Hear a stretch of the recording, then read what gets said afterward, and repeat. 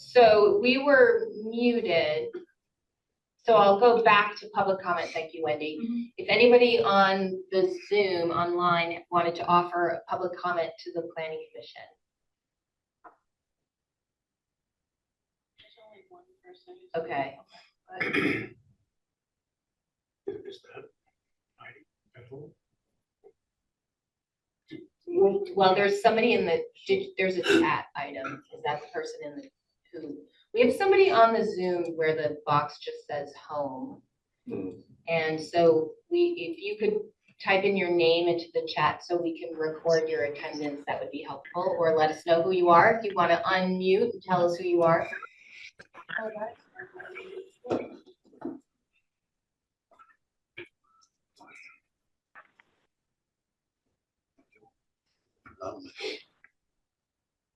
Okay, we can't hear. Okay, so back to the nomination of a clerk.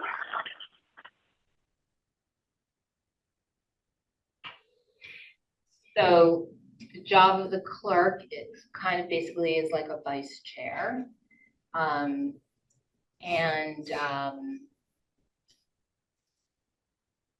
Also as second representative of the Planning Commission at internal meetings or meetings with the town or with staff, it's has been pretty ad hoc.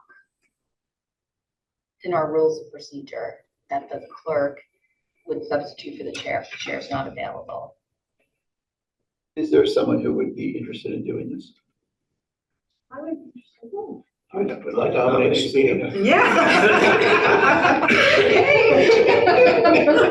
Okay, so Eric nominates Sabina, Wendy seconds nominating Sabina. Just have the third there. Any discussion? Thank you.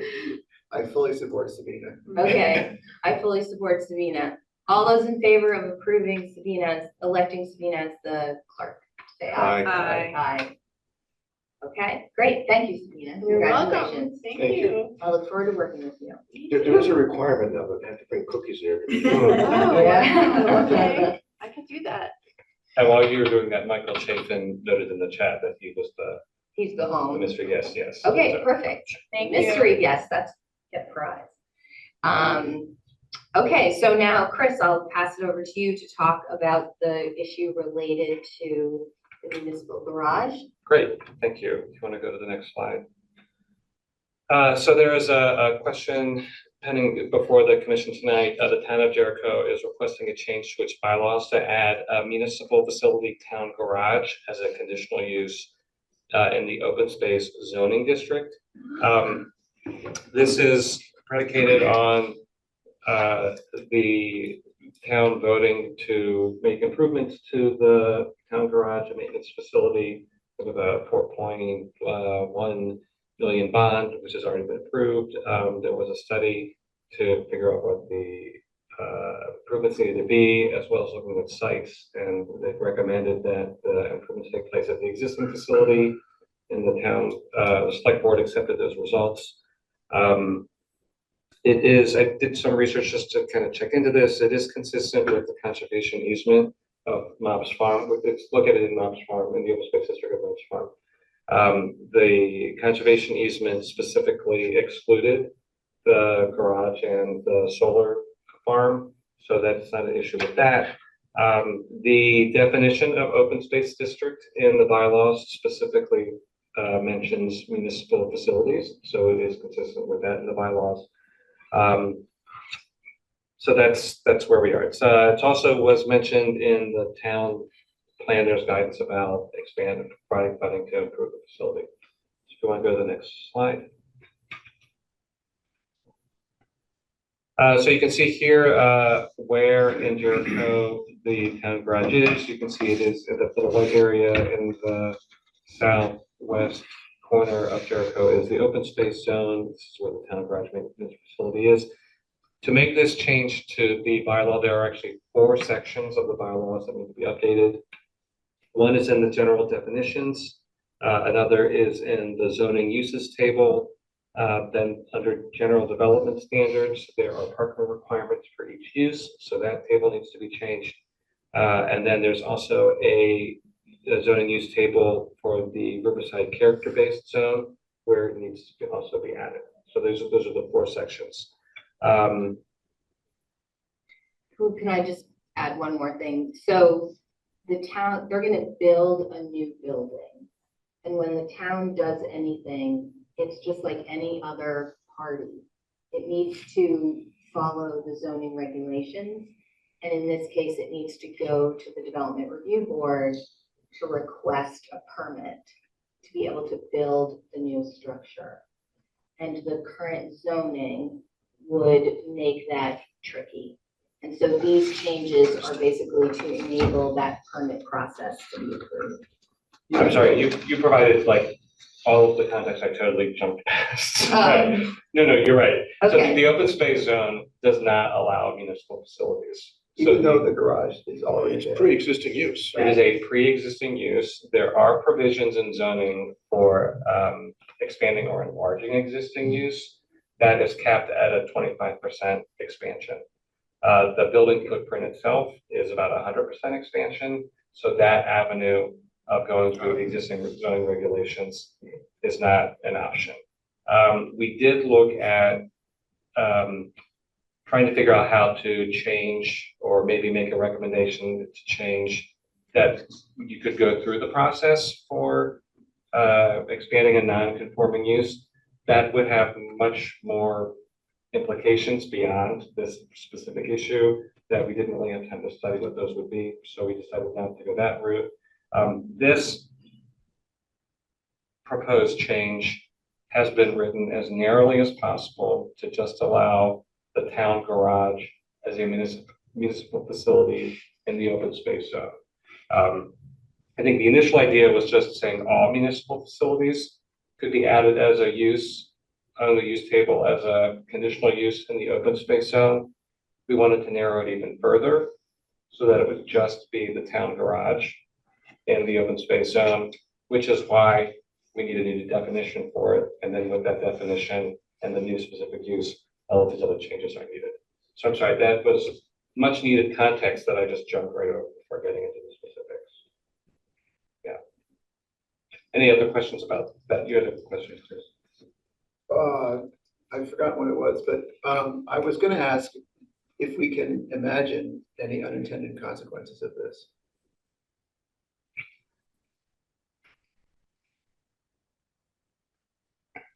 I can't. I think if the town ever needs another municipal garage, I mean, this does open for that, but that would be something that would probably be 30 years in the way that it's written. It's written as a conditional use, so it still needs to go through the development review process. That review process includes an assessment for making sure that it's in general harmony with the character of the surrounding neighborhood. There is something about looking at requirements for involving storage of hazardous materials, protection of water resources and things like that. That would all go through the development review board. I don't mean to be flip when I say I can't think of any unintended consequences, but I really can't think of any unintended consequences. We tried to anticipate them when we were working on the definition. And that the other sort of constraint is whatever conservation easement is in place.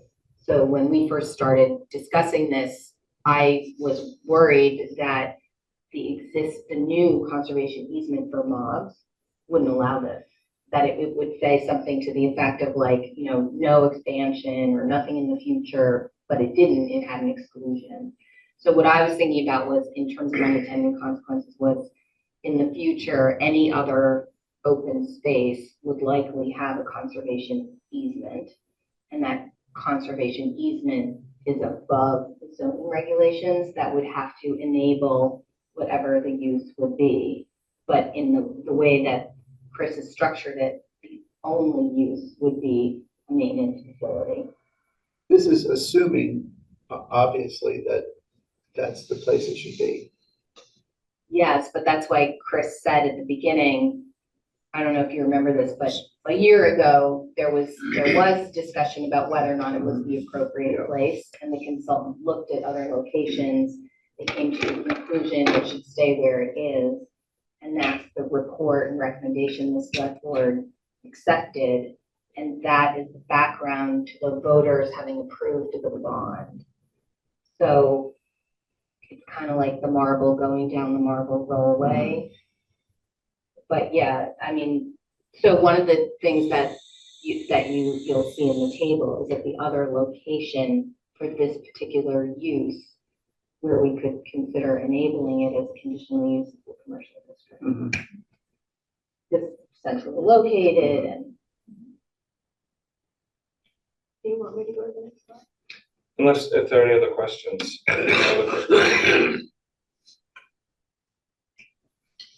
We're going to go through the planning commission discussion first, but we will have time for comments questions.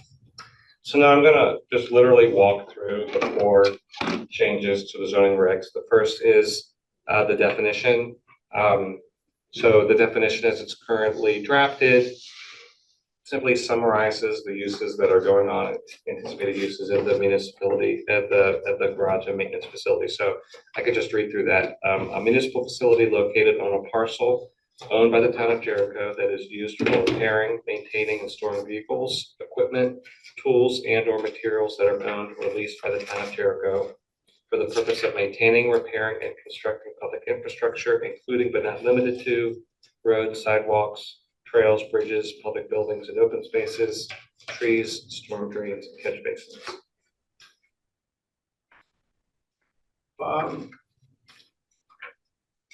What about additional storage of stuff, like gravel piles or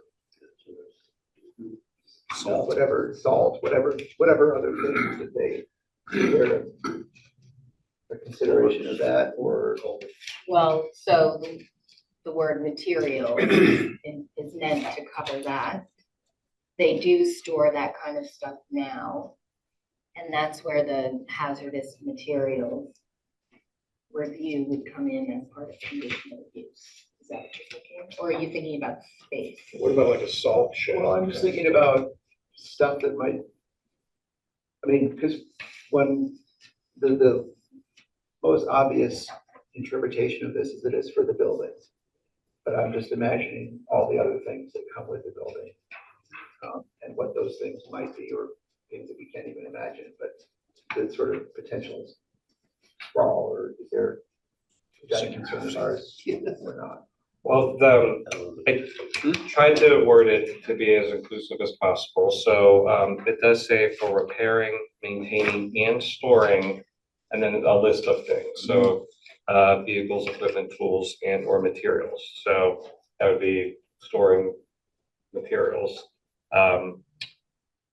And then when it's talking about other things, it's the wording of, but not limited to. So it's used for repairing, maintaining, and storing, and then it lists things, but not limited to. So it still leaves it open to include something else we might not be anticipating today. Right, and we would assume that they wouldn't be storing used or broken down vehicles as they accumulate. I mean,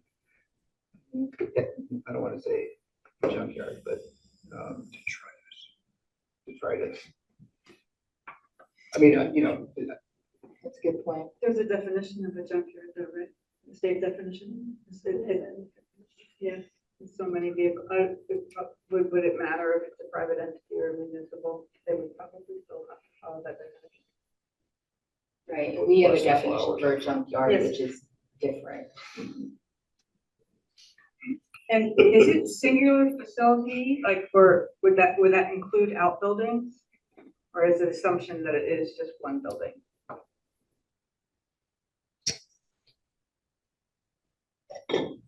The definition is for, it's written as singular, Mhm. but that's how the other uses in the use table are also written. I guess my question, I mean, I'm in favor of this in general, but I'm just like, is there a limit? Like, what if they wanted to build salt sheds? You know, like 6 salt sheds or whatever. I don't know what else, but does it just give them free rein to do what they want there, or is there a limit? Well, I think in theory it does allow that, which is why it's a town garage and a maintenance facility. Anything that is happening there that would go beyond what's being approved under this current addition to the shed, to the garage, would then be an expansion of, it would still need to go through the conditional use review. Because it would be an expansion of a non-conforming, well, that's a good question.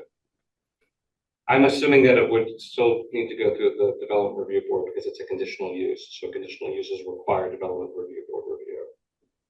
So if they were to expand and put in a salt dome, that would still need to go to development review board for review and all of the assessment that would go along with that. Yeah, that's how I would read it too. Like this particular permit will be, so above it says a facility is a structure, a building, or a parcel. So in my mind, they're gonna apply for this building. But in the future, if they were gonna do some big salt shed, they would have to go back and apply for something for a quote unquote structure. I think what the thing that I could think of that would limit it is the exclusion of the conservation easement is acreage on a map. So they can't expand beyond that regardless of the zoning because the easement wouldn't allow them to do that.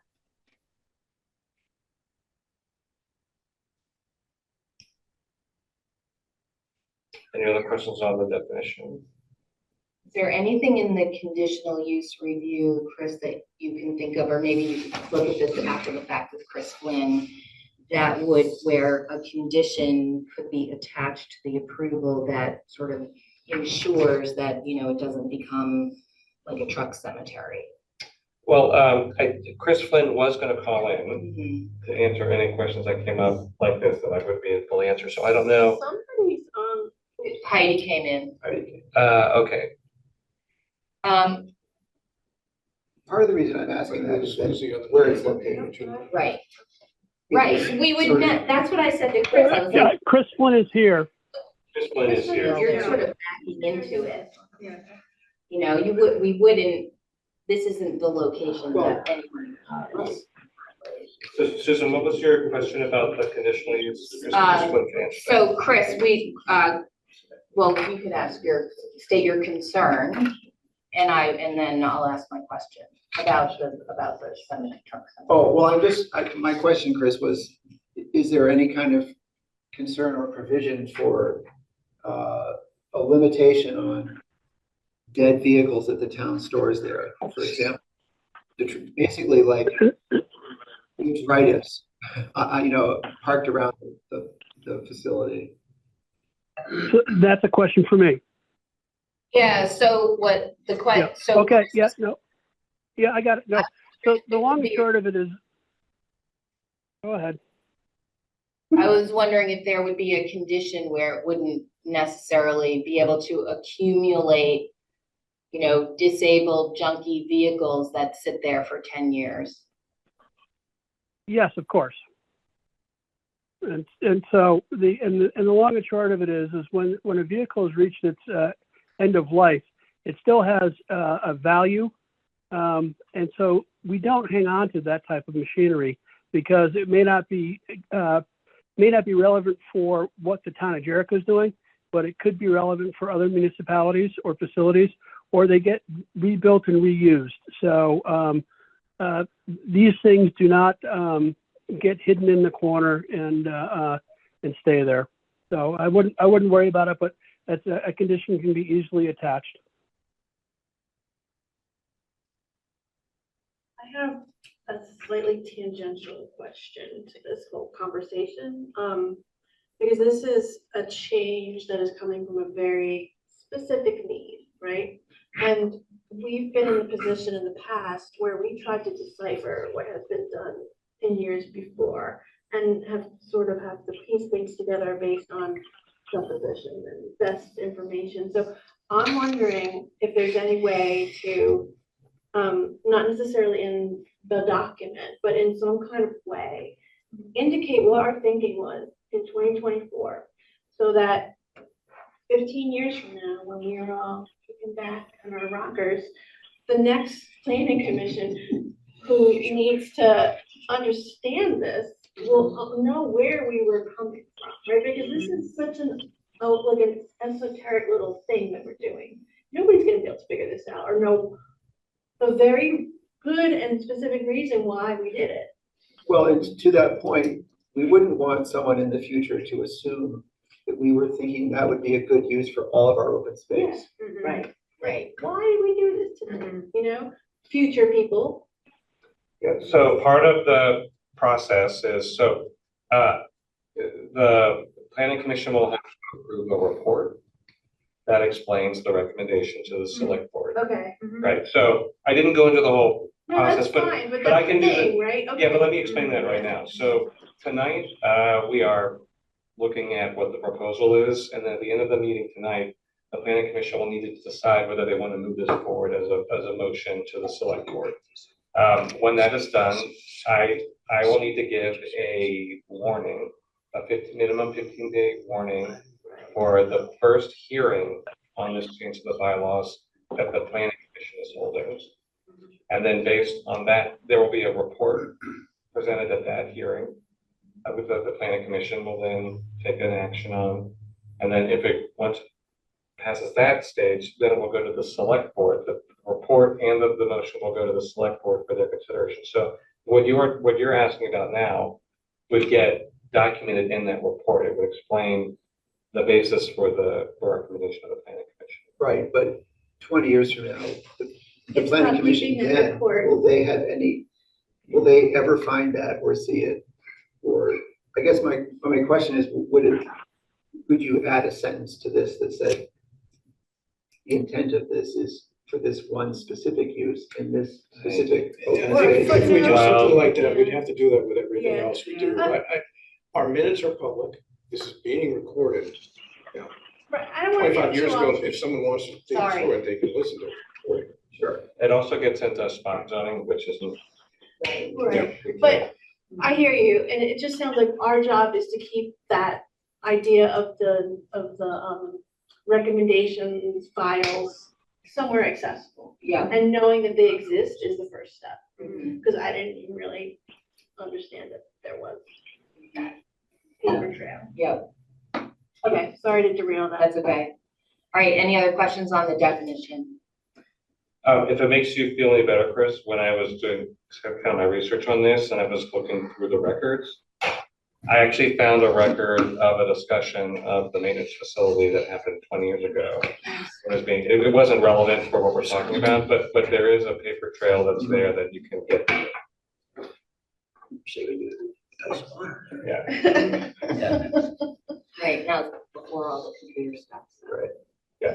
Okay. All right, okay.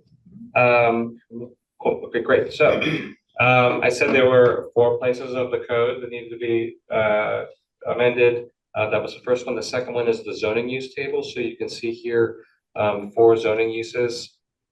There's a whole list of uses. I just included the use before and after to give some context. So 5.13 is the municipal facilities offices. Those are allowed village centers. That's the building we're in now. We're adding 5.14, which is municipal facility, town garage maintenance facility. This is why we need a definition, because there's a new use that's being added. It's being added as a conditional use in the open space zone. We're also leaving it as a conditional use in the commercial zone. Is there any reason not to make that a conditional use in some of the other zones? The other zones are residential. It's the rural residential. The village center, village zones. Well, so it's currently not allowed in The the reason village I bring center it up zone. is the town has a piece of property at the corner of Packard and Route 15, Mhm. which is town owned, and right now sits vacant. But I would, seems like you might be better off having some potential uses for that. Other than, Oh, stormwater. part of it is, but most of it's not.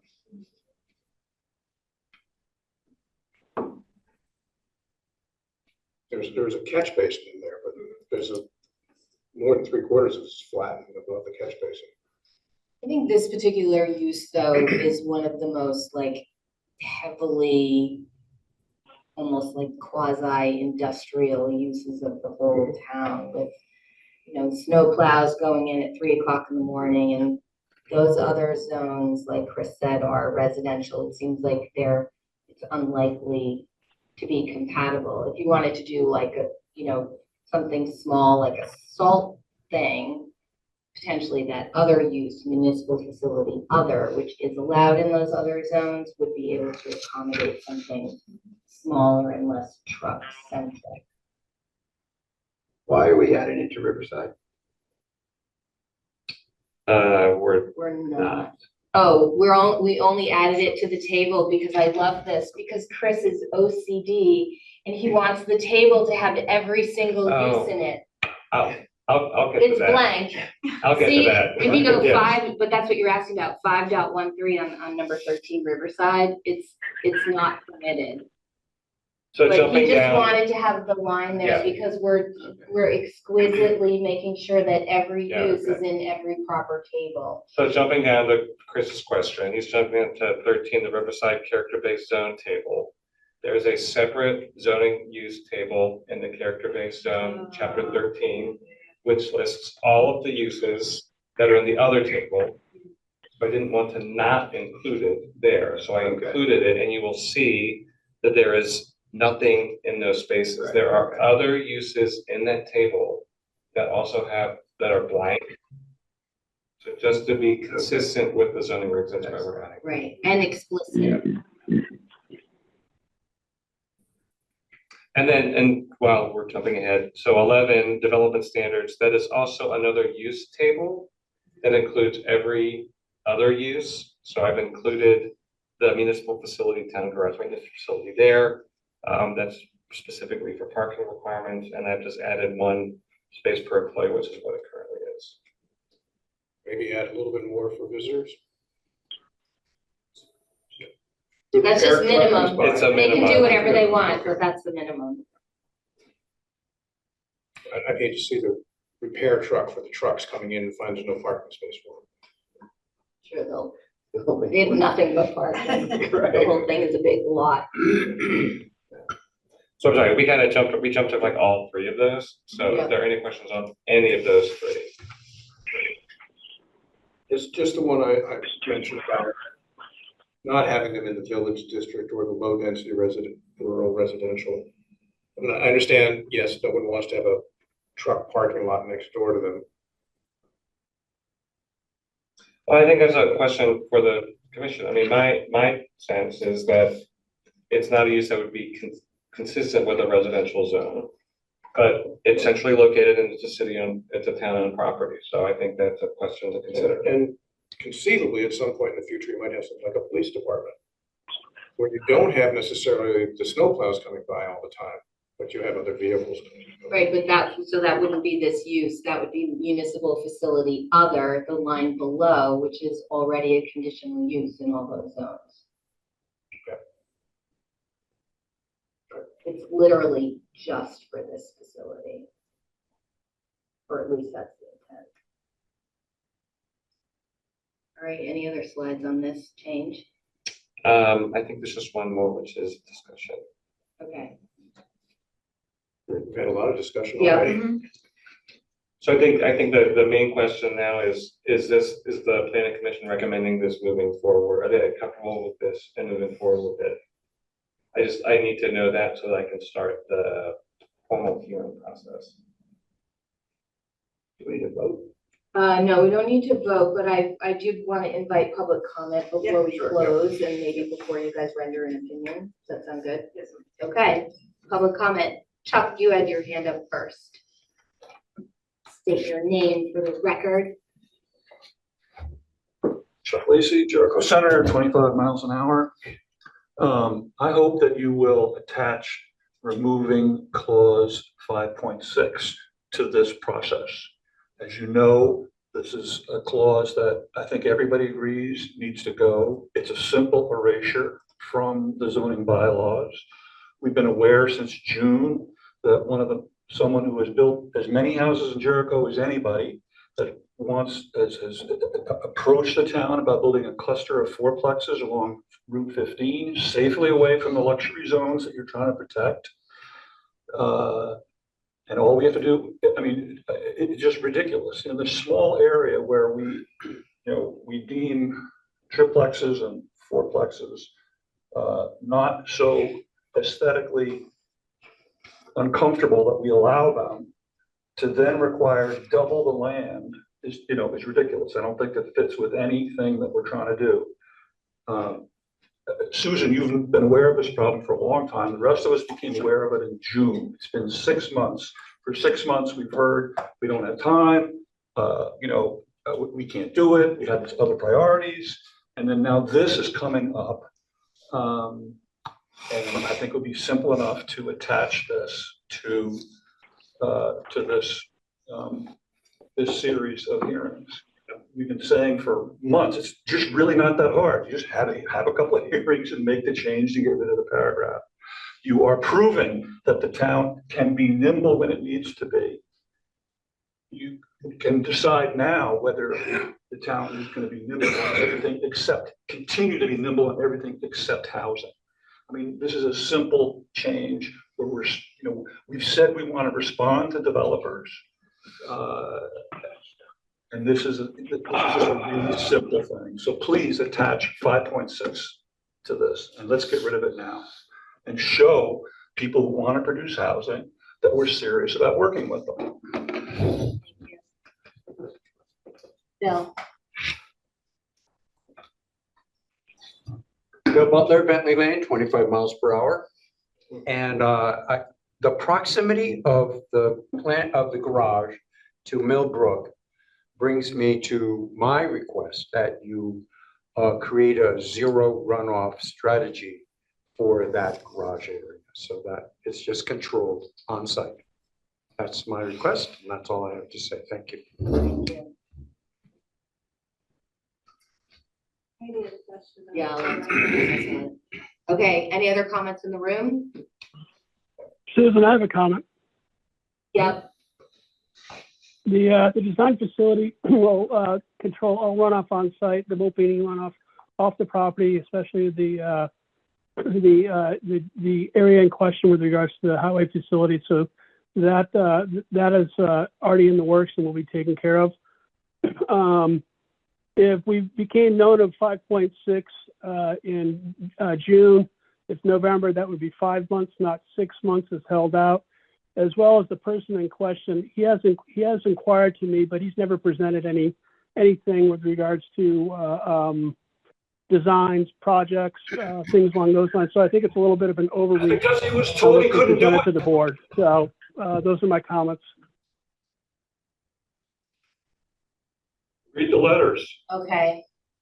Heidi, your question, so you asked the question about 5.6. So 5.6 in the zoning describes how density is calculated per lot, basically, or per parcel if you had a subdivision. And what Chuck is saying is that if we are able to accelerate this, is it possible for us to also consider accelerating that 5.6? Because the way 5.6 currently works is probably not the way the Planning Commission will propose it to work going forward. And I agree with him that the language change to 5.6 is very straightforward and kind of small from a word point of view. It has ramifications that we would need to consider. However, David White proposed changes to 5.6 as part of our other work on zoning. So I think it is a good question about, I mean, it kind of unwinds the spaghetti, or that's not the right analogy, but it's a little weird to tease it apart. But it is in fact an extremely substantial change. It would have a big impact on what people could do with their property. And the amount of language that would need to be reviewed by us and in a hearing is very small. So I'm gonna think about that. So you said David White has mentioned it He's already, he had changes, one of his red lines already changed it. as part of the BMG. So will that address this? or What not? David White's draft addresses 5.6. It applies to the whole town, Yes. not just to the Chuck, village. we already heard your comment. Please don't interrupt. Okay. So is the question then, do we do it separately from the BMG or do we wait? Right.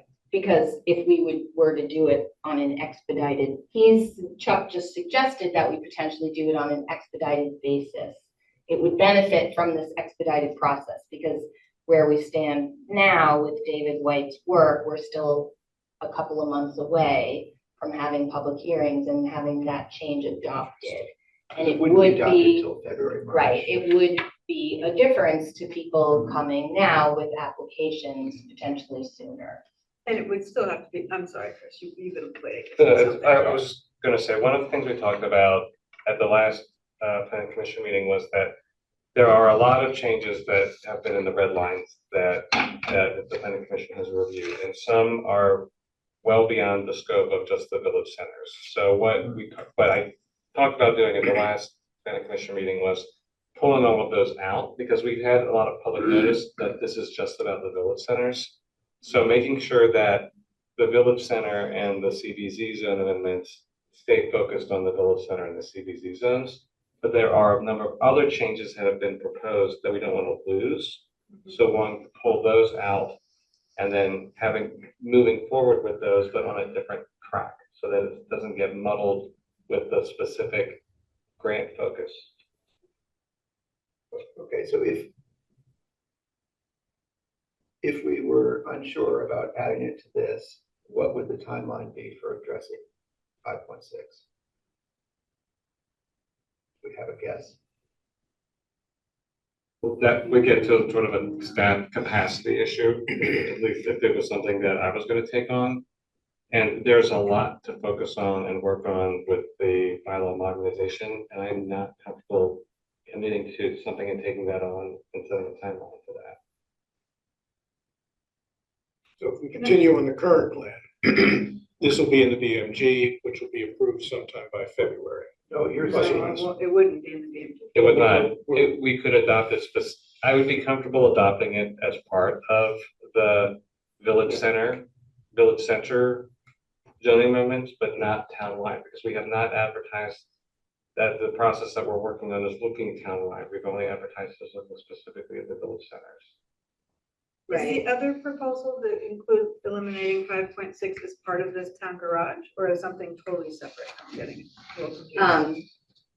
David White did not suggest eliminating 5.6.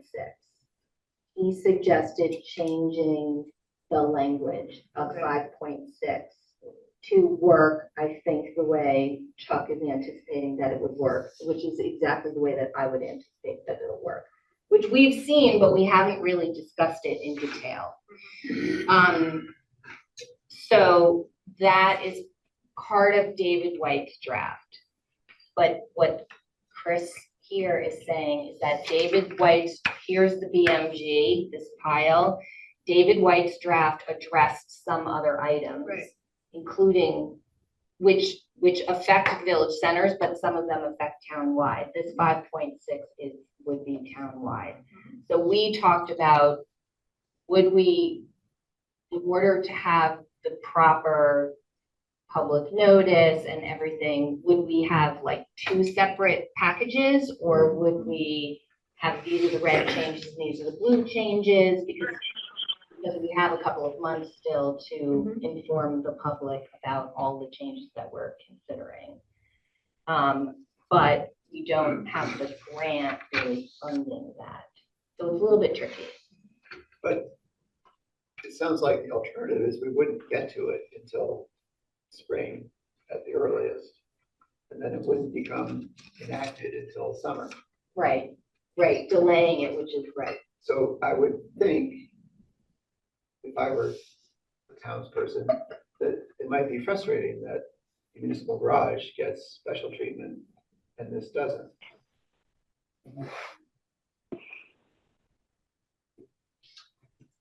I think what I can commit to doing is I don't want to say more, I don't want to say just thinking about it because it's more than thinking about it, but I want to put some thought into it and come back with a proposal for how and when this could be addressed. I mean, it might not, I don't know what it'll be. I need to think about it because I don't know what all the issues and consequences of this are. So let me take a look at it, and then at the next meeting, I can have something prepared to share. I'd like to hear if we do something around it, sort of would it be an open-ended, if you want to put in a sixplex or a quadplex or whatever, you can put that on the smallest possible lot? Or would there be something we say, you know what, we really don't want more than X% of the lot covered? Let me make a suggestion, okay? Let us table the discussion of what the actual problem is and what the potential solution is, and we'll discuss that under other business. And then we can decide how to include it into our next meeting. Heidi, I see your hand up. Thank you for waiting. You're muted.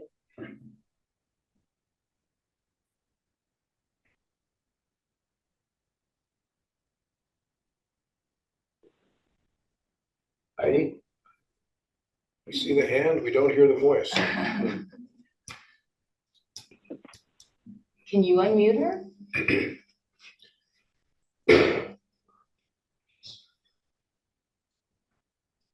I figured it out. I'm here. Can you hear me? Okay. Yes, now we can hear you. Hi, Heidi. Sorry. I'm trying to use Zoom on my phone, which apparently I am not very good at.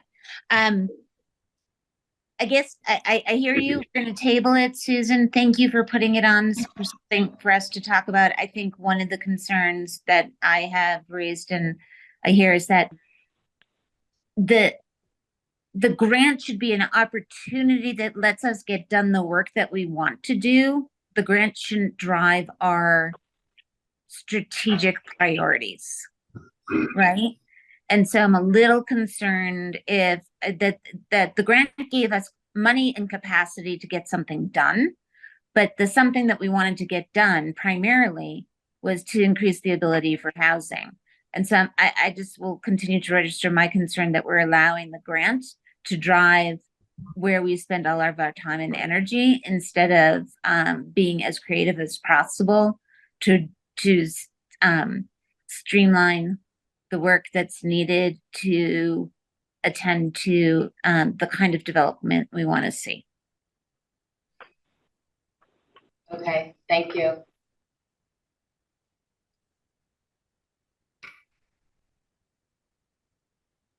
Okay, so back to your question, Chris, which was, does the planning commission, are we comfortable enough with the changes that you've outlined specifically for the town garage, setting aside tagging on 5.6 for a second, just the town garage changes, well enough that at our next meeting, we would review the actual, the report and the warning for a hearing? Well, the next time it would come back would be in the fiscal hearing. So I need a decision or direction tonight that this is the direction to go with the town garage, so that I can put the notice out for a hearing and start that process, because it can't get to the select board until there's been a hearing. Right, so that is a vote for us to warn a hearing. And what is the date of the hearing that we are warning? If it is at a regular, if it's going to be at a regular scheduled planning commission meeting, then that would be at the meeting. Yeah, I don't know. Well, So we would have a hearing and then the select board would have a second hearing? The select board is required to have 2 hearings. It takes a while. And they have to take, is it 15 days between hearings? I'm not sure whether, I think it's either 14 or 15 days. I know my requirement for the planning commission is 15 days. So I need to have a motion now so that I could schedule it for December 17th. Because the December 3rd, which is the next planning commission meeting, is only 44 days. Okay, so we need a motion to warn a hearing on these municipal garage changes that we just reviewed, accompanied by a report, and that hearing would be held on December 17th. Correct. That's the motion you want to hear. Yes. Okay, I can make that motion. I just said it. Okay, Eric, you want a second? Eric seconds the motion. Okay, so all those in favor of warning the hearing for that municipal garage change on December 17th? Say aye. Aye. Aye. Okay. Okay. So, Can I just, the point of that hearing, of our hearing, is, I assume, to hear the public comment to us about the issue, about, since we've already approved it, essentially. And it will be to accept the report, the planning commission's formal report that will get forwarded into the select board. And who's preparing that? I'll do that. Okay. And will we see that on the 3rd? So we'll have seen it before we vote on it? Yes, I will make sure it gets sent out. Well, you'll see it before the 17th. Yeah.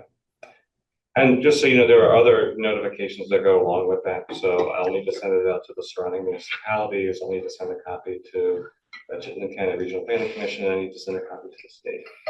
okay, so let's just say And you thought we theoretically. weren't going to be bureaucratic. No, it's all good. Well, okay, I'm not gonna hear. Okay.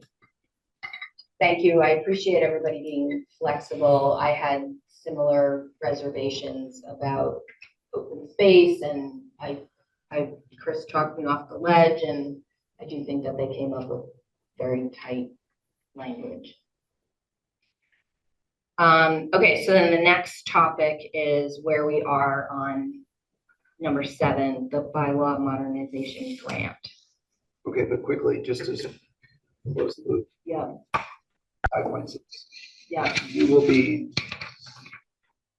So, We're gonna talk about that at other business, oh, okay, number okay. 8. okay. Okay. Great, thank you. Thank you guys for that discussion. All right, so moving on to our next agenda item, which is the bylaw modernization grant. So just again, quick recap that the grant is focusing on the village centers and the character-based zone. Can we go to the next slide?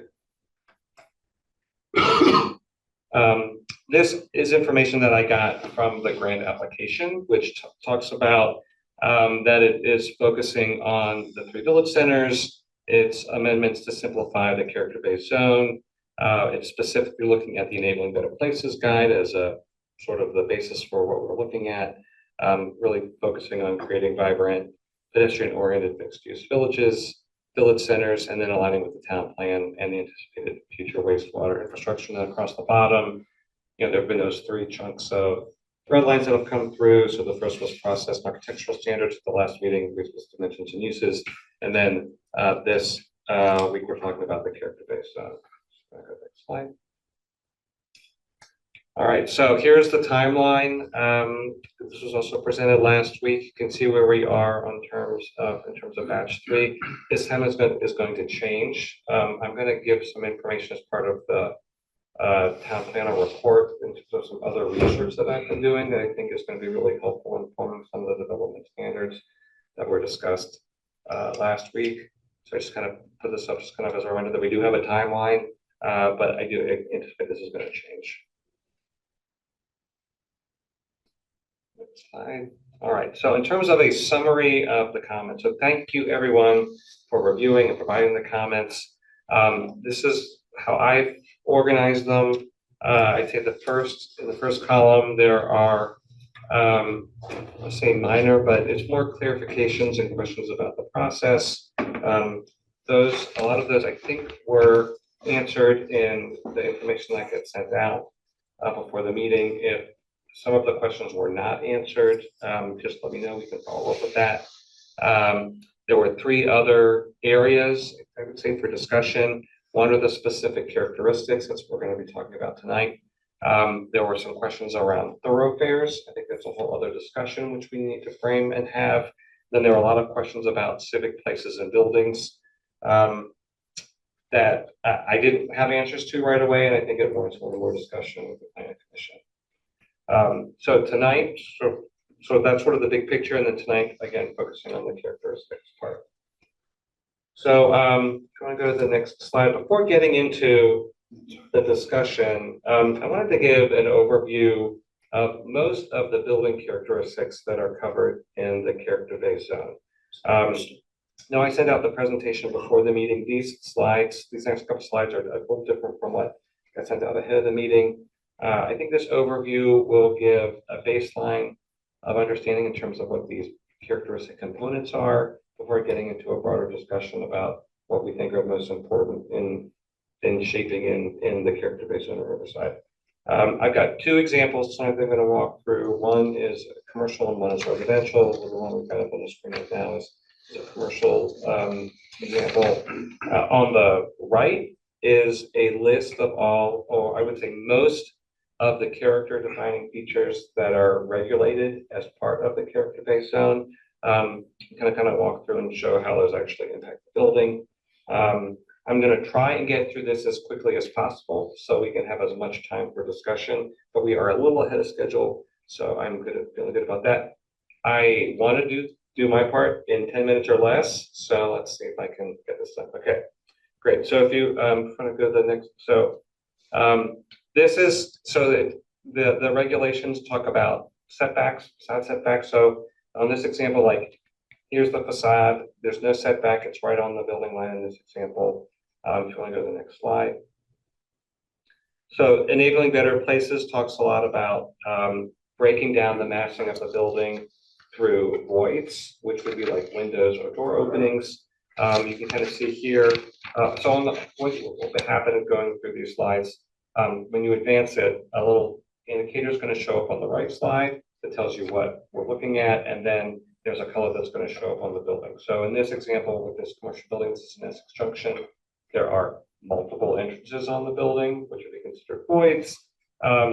Those do a couple things. They help create more pedestrian scale right at the street, and it creates activation points so you have a more active facade. If you want to go to the next one, all of these red indications, these are windows on the building. So there are much bigger windows on the ground floor, so you can have more visibility into the commercial space. That helps create a more active storefront. And then on the upper floor, you've just got regularly spaced windows. I actually did the calculations. So on the ground floor, these windows are 70% of that ground floor, that first floor, and they're 20% of the upper floor. So I think one of the questions was, why do we have these specific percentages? These percentages are actually what's in the regs. So there is some, correlation, which I thought was interesting. So if you want to go to the next one. So next would be embellishments. So embellishments are used to kind of break down the scale of the building. In this case, we've got 2. So under the next one, there are, I think, cornices show up. So cornices are they define the roof line. It's also one above the first floor. So bring the first floor to the second floor. And if you hit the next one, there's awnings that are showing up. So these are defining each of the individual storefronts.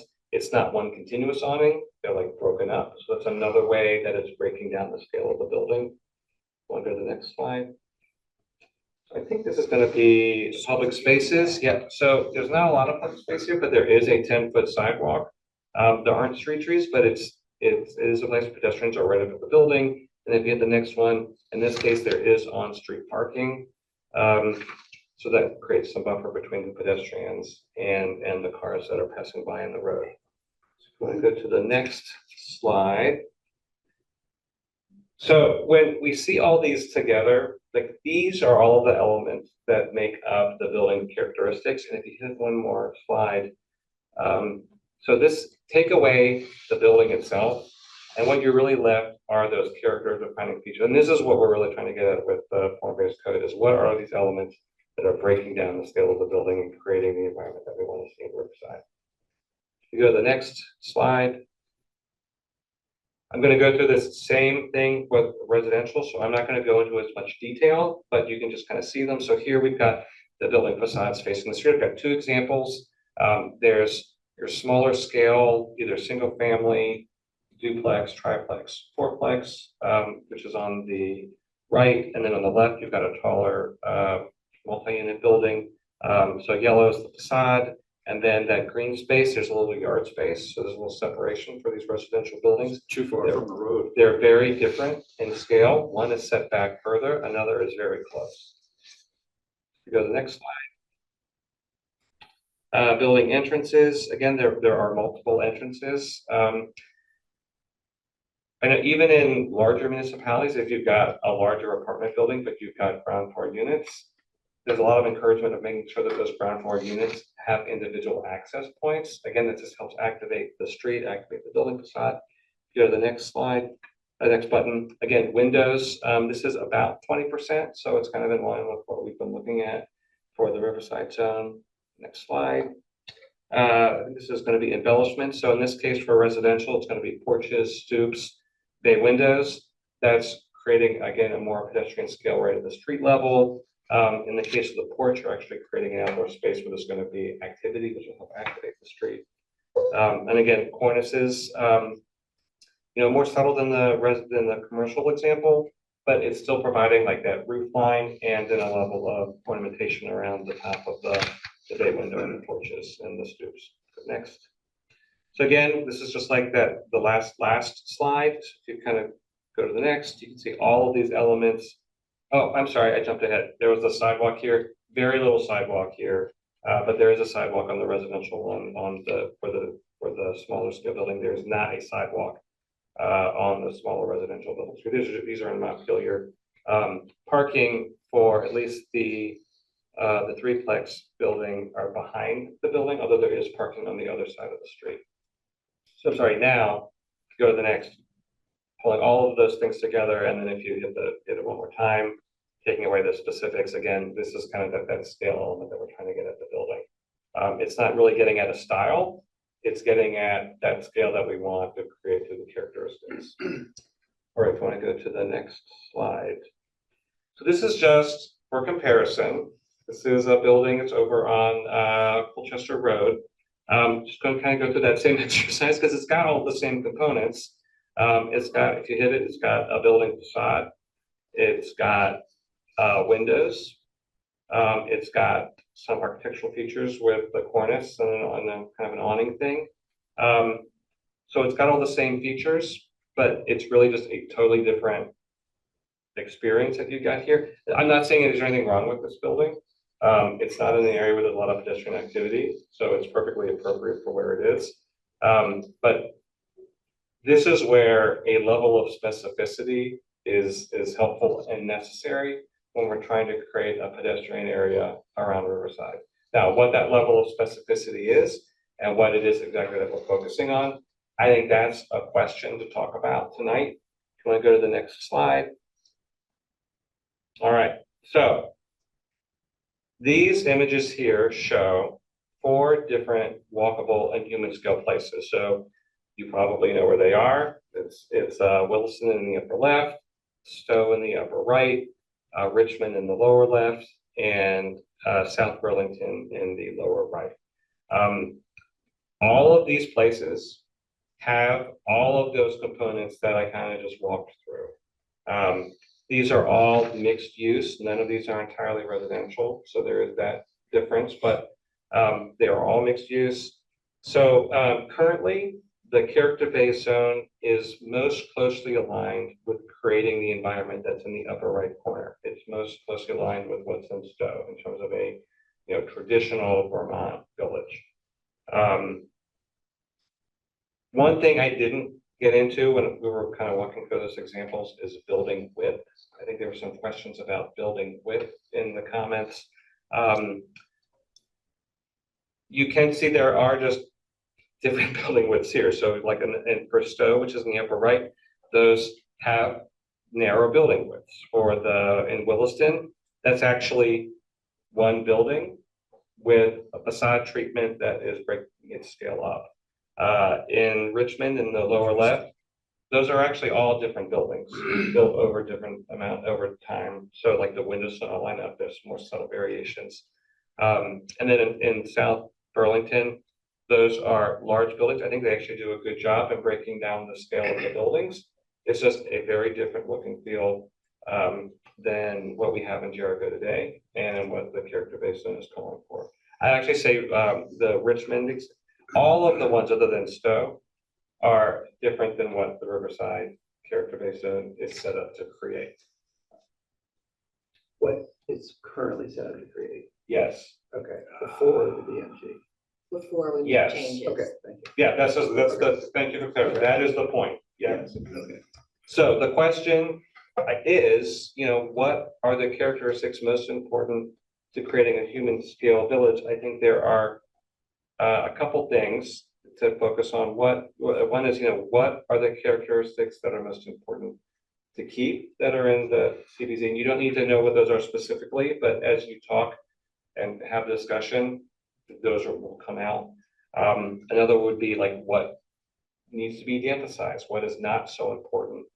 And then the third, which is, does the character-based zone now really create the type of village we want in Riverside? There was a comment saying, is this really the density that we want? Do we want greater density? And if the answer is yes, there's different types of density too. The density that you have in Richmond is different than what's in South Burlington, and it's different than what's in Williston. So with that, are there any questions kind of about what I've gone over? And if not, we can jump into answering these questions, having a discussion. I just want to point out that the concept of relating to human scale is different than a stylistic discussion, which you said. I just want to emphasize that. Yeah. Is there a definition of human scale? Stand up. Oh, you mean like how tall a human is? Yeah. Oh, okay. It's about how you relate to your surroundings. So if you have a long wall, Gotcha. flat wall, you don't really relate to it. Mhm. You probably don't want to walk right up next to it. You want to step away from it. If you've got a facade with windows and openings that's more Okay. that you relate to more physically, that would be human scale.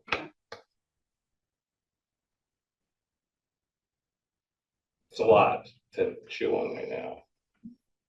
I think Chris has some good.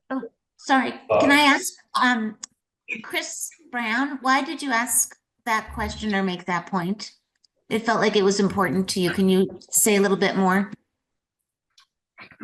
Well, I think that the way the current character-based zoning is written is with the idea in mind that we're going to create this artificial, classic, quaint New England village that I don't think is appropriate for the 21st century. And so I think that it's important to acknowledge that the underlying elements of creating a good facade and a human scaled environment are different than stylistic elements. And the current CPZ is chock full of stylistic elements. And it's my personal feeling that those don't belong there. So I would say of the images that are up on the screen now, South Burlington, whether you like the scale of the buildings or not, do have a human scale to them. They've got a series of elements on them that break them down. It is not, it is totally contemporary in how it is doing that. I think that is is that the point that you're making? I just want to be open to a variety of styles and point out that style itself is not, I don't think should be the issue. And I don't believe that it's the place of the zoning to regulate style.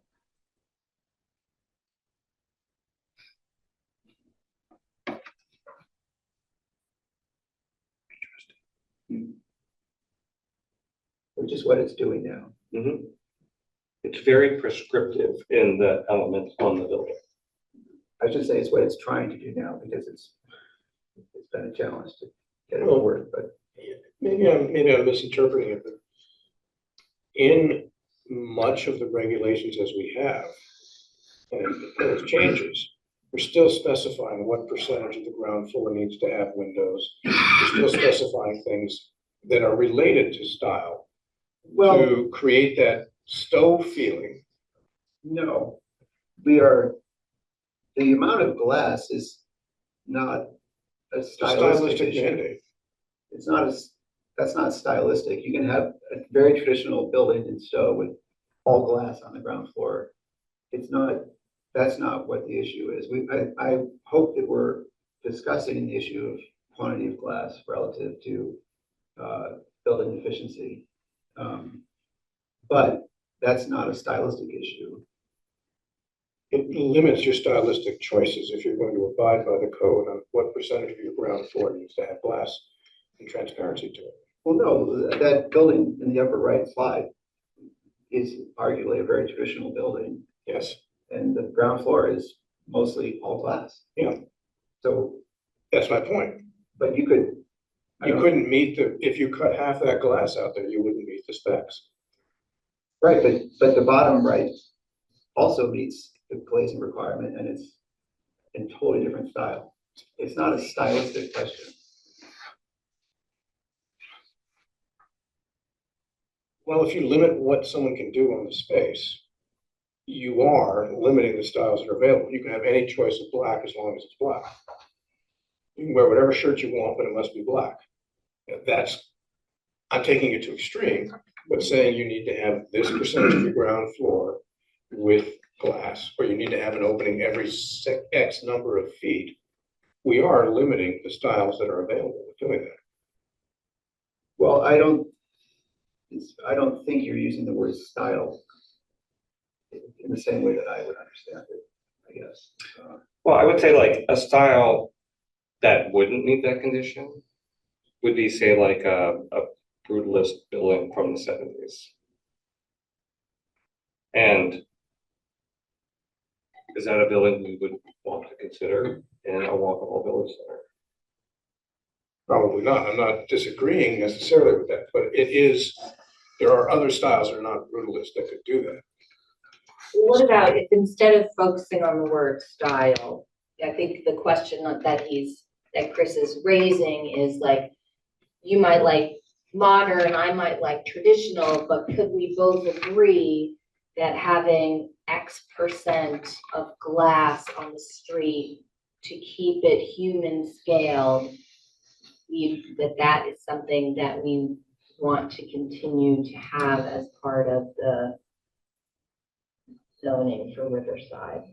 Because what the residents have told us that they care a lot about is having it be walkable and being able to create community and having it feel safe and having a mix of retail and restaurants and childcare and affordable housing and senior housing and apartments. That's the function that we want to be able to enable. So Chris was just showing us like building characteristics. And it seems like the best practices are, some of those best practices are that you want to have the facade that's facing the street to be not monotonous wall with no windows and doors. And not monotonous wall with nothing but windows and doors. I'm more, let's find some middle ground that allows for a fair degree of variation in how much is windows versus not windows. Not, it's got to be said, but between 55 and 75% or something like that. So we can have the visual variety as you walk down the street. Right, so it's not all the same.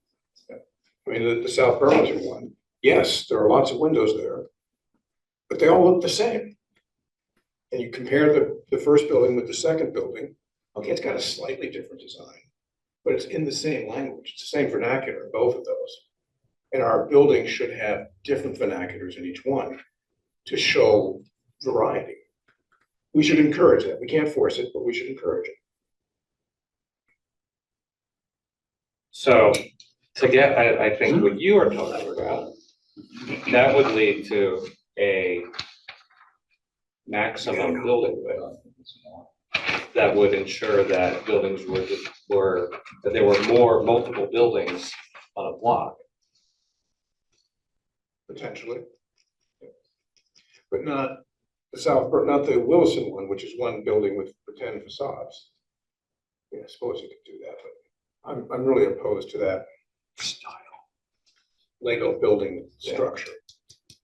Well, let's be really clear, that the Wilson example is exactly what our existing character-based zoning is looking for. And that's why we're trying to change it. Exactly. So let's not tie ourselves back into something that produces that.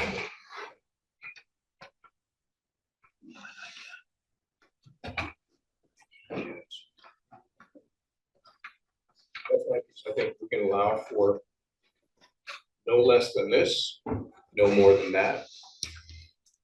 Going between, instead of it must be this %. And encourage variation as a part of it. I would add that one of our other guiding questions was, how does this impact the cost of the building? How does this make building more expensive?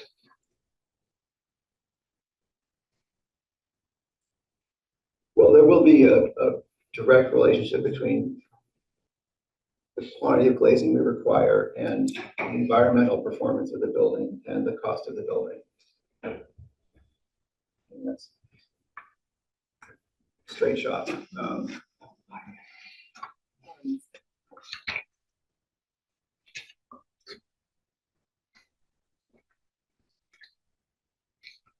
Just look at Dan, I don't know, Heidi, do you still have a question, comment?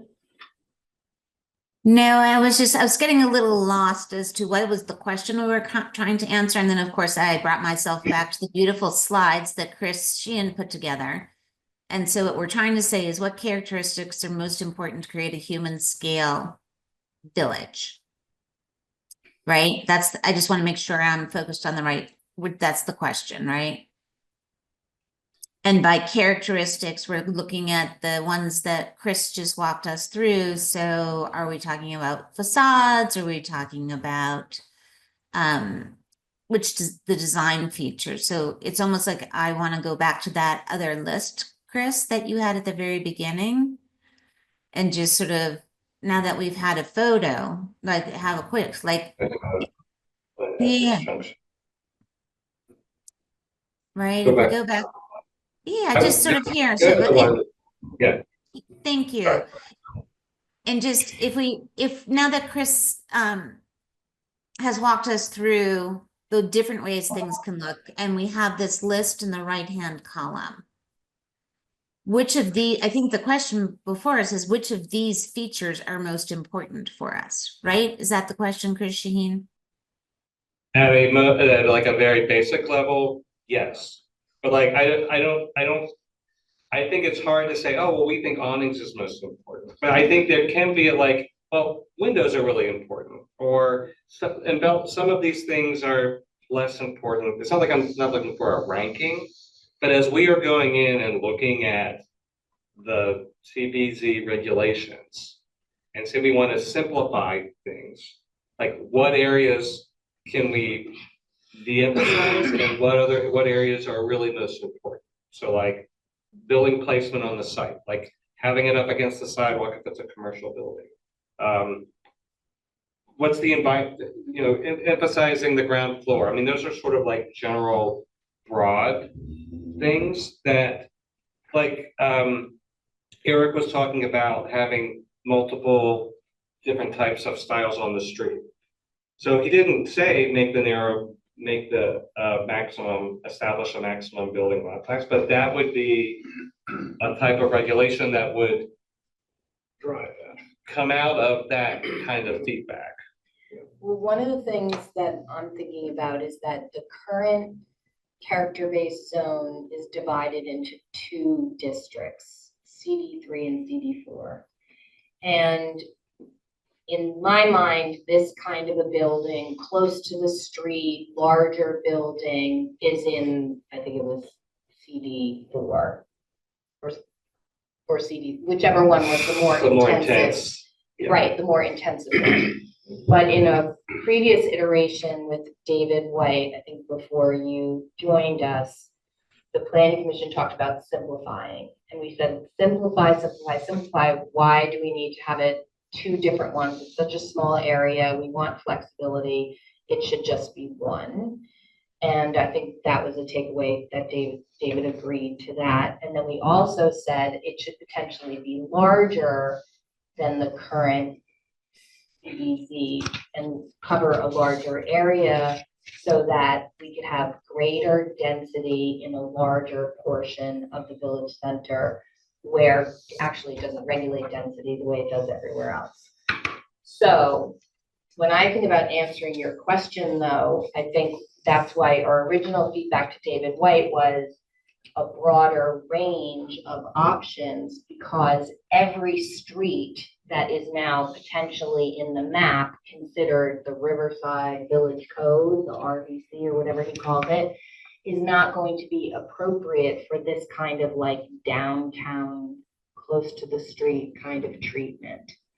So when I think about answering your question, I'm like, well, sure, close to the street, on some of the streets, you know, maybe like the very core of the network, but not necessarily out toward Raceway or along Route 15 where there's existing houses, which is why I think our original feedback to David was it needs to be a broader range. And I think we were like thinking that that way we would get variety. It wouldn't be cookie cutter. People could optimize what makes sense for the lot, but we would at least be within the realm of what the town cared the most about, which was density, mixed use, walkability. I don't know how helpful that feedback is, but I'm hesitant. I think the ranges have to be broad unless we want to go back to having a core and then an outer area. And I don't know that we do. It's just like going backwards to me. Yeah. I would not want to do that. Right, but then we can't say that every building should be close to this, like on the sidewalk, because think about the area, you know, it's 18, 20 acres or something. If the code, if the regulations were more simplified and less prescriptive, do you think there might be comfort in still maintaining two zones? Because if you want to have an area, say that's more like downtown Richmond, where it's more of that pedestrian feel, but then there are outlying areas that are going to be more residential. Those are going to be very different types of experiences that the zoning would be creating. I think if you use the Richmond as an example, Richmond has these types of buildings at the intersection with the Route 2 and Brown's Trace and continuing over. You get 20 yards in any one of the directions out of there, it quickly peters out to a single family, maybe multifamily. I don't know what lives there, but this design goes away very quickly. Is that what we want to replicate? Or do we want to have maybe islands of a building or two like this with 3 or 4 related buildings around it, and then smaller building in between? I kind of like the idea of that as more of an exploratory. Here's a big building, there's a lot of shopping here, or there's a restaurant. You go to a quieter area and cross the street or two, and now there's another larger building with a restaurant or something like that in it.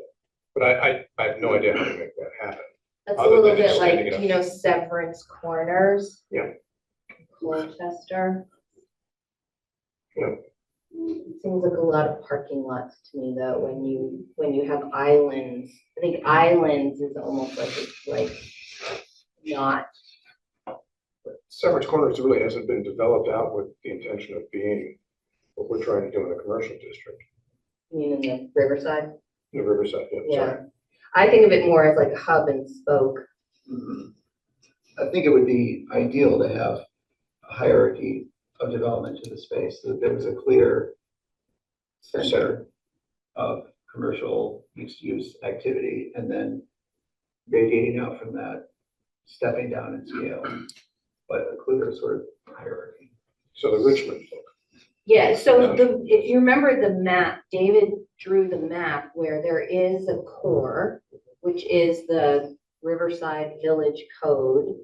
It's just not CD3 and CD4. It was like along Route 15 and then around the market, basically, that area. And then around that, within the half a mile walkable buffer, is the village center zoning district, which we were also making changes to. It's just not, it wasn't form-based code.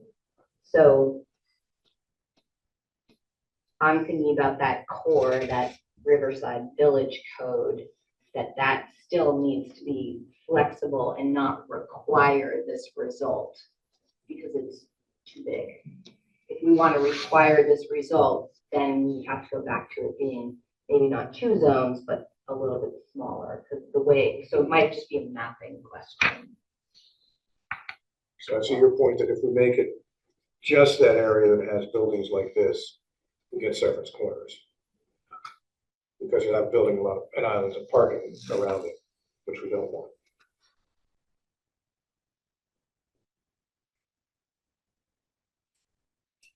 So do we need two different zones for that area? Well, the way he has it mapped now, it is 2 different zones, because it's the village code, it's the Riverside code, form-based code, plus the village center zone. What it is currently is 3, village center, CD3, CD4.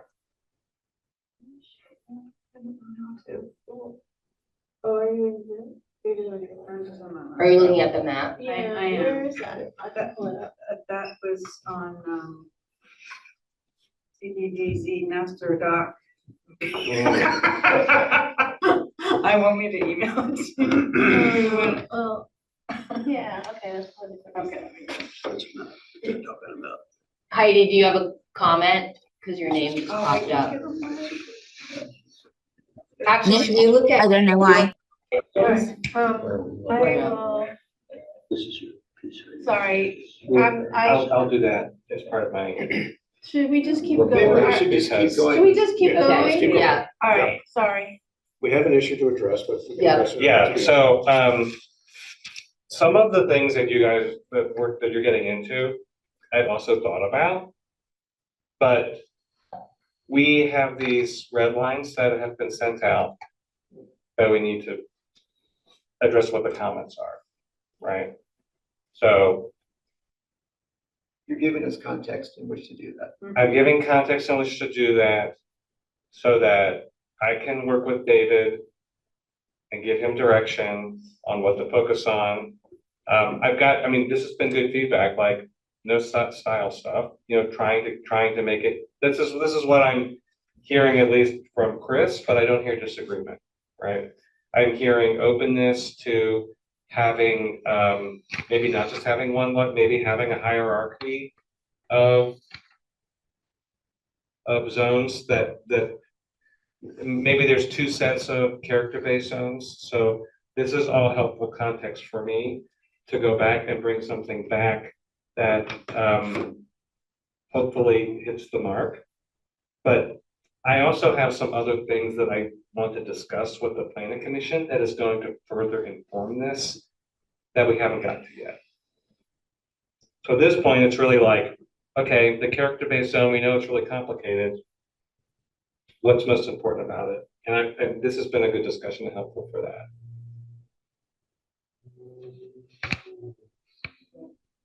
I just want to add one thing, because we haven't talked about it yet, about safety. So I just spent time with my 20-something daughters, and they were talking about fear of walking at night, and in more urban settings for sure, but sometimes also can be in a rural setting.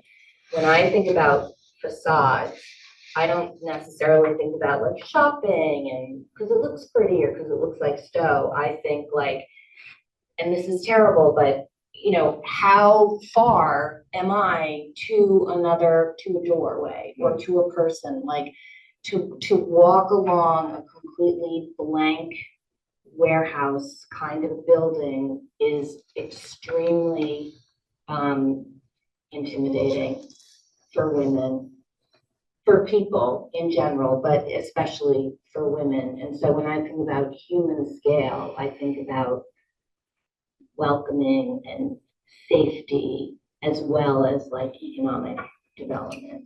Susan, if that wall were a window wall, but it was still 50 feet to the nearest door, would you be less worried about it? Is it the fact that it's a blank wall or that the door is too far away?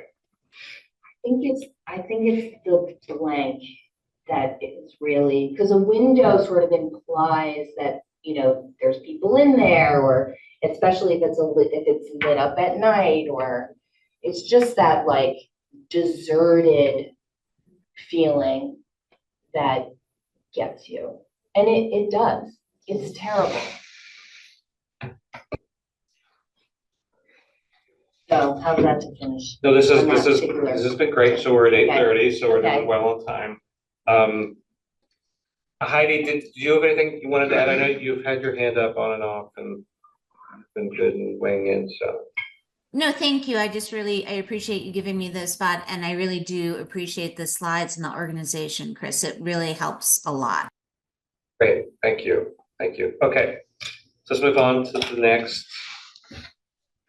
All right, town planner report. What have I been doing? Some of the things I've been doing. Okay, so based on the last meeting, we talked about development standards, and there was a lot of discussion about how far should a setback be, and Mr. Lacy was saying, well, you're too close to the street and too much traffic, right? So that got me thinking, okay, well, what really are the conditions in these villages? Because I hadn't really seen an assessment. So I looked at Jericho Corners just as an example.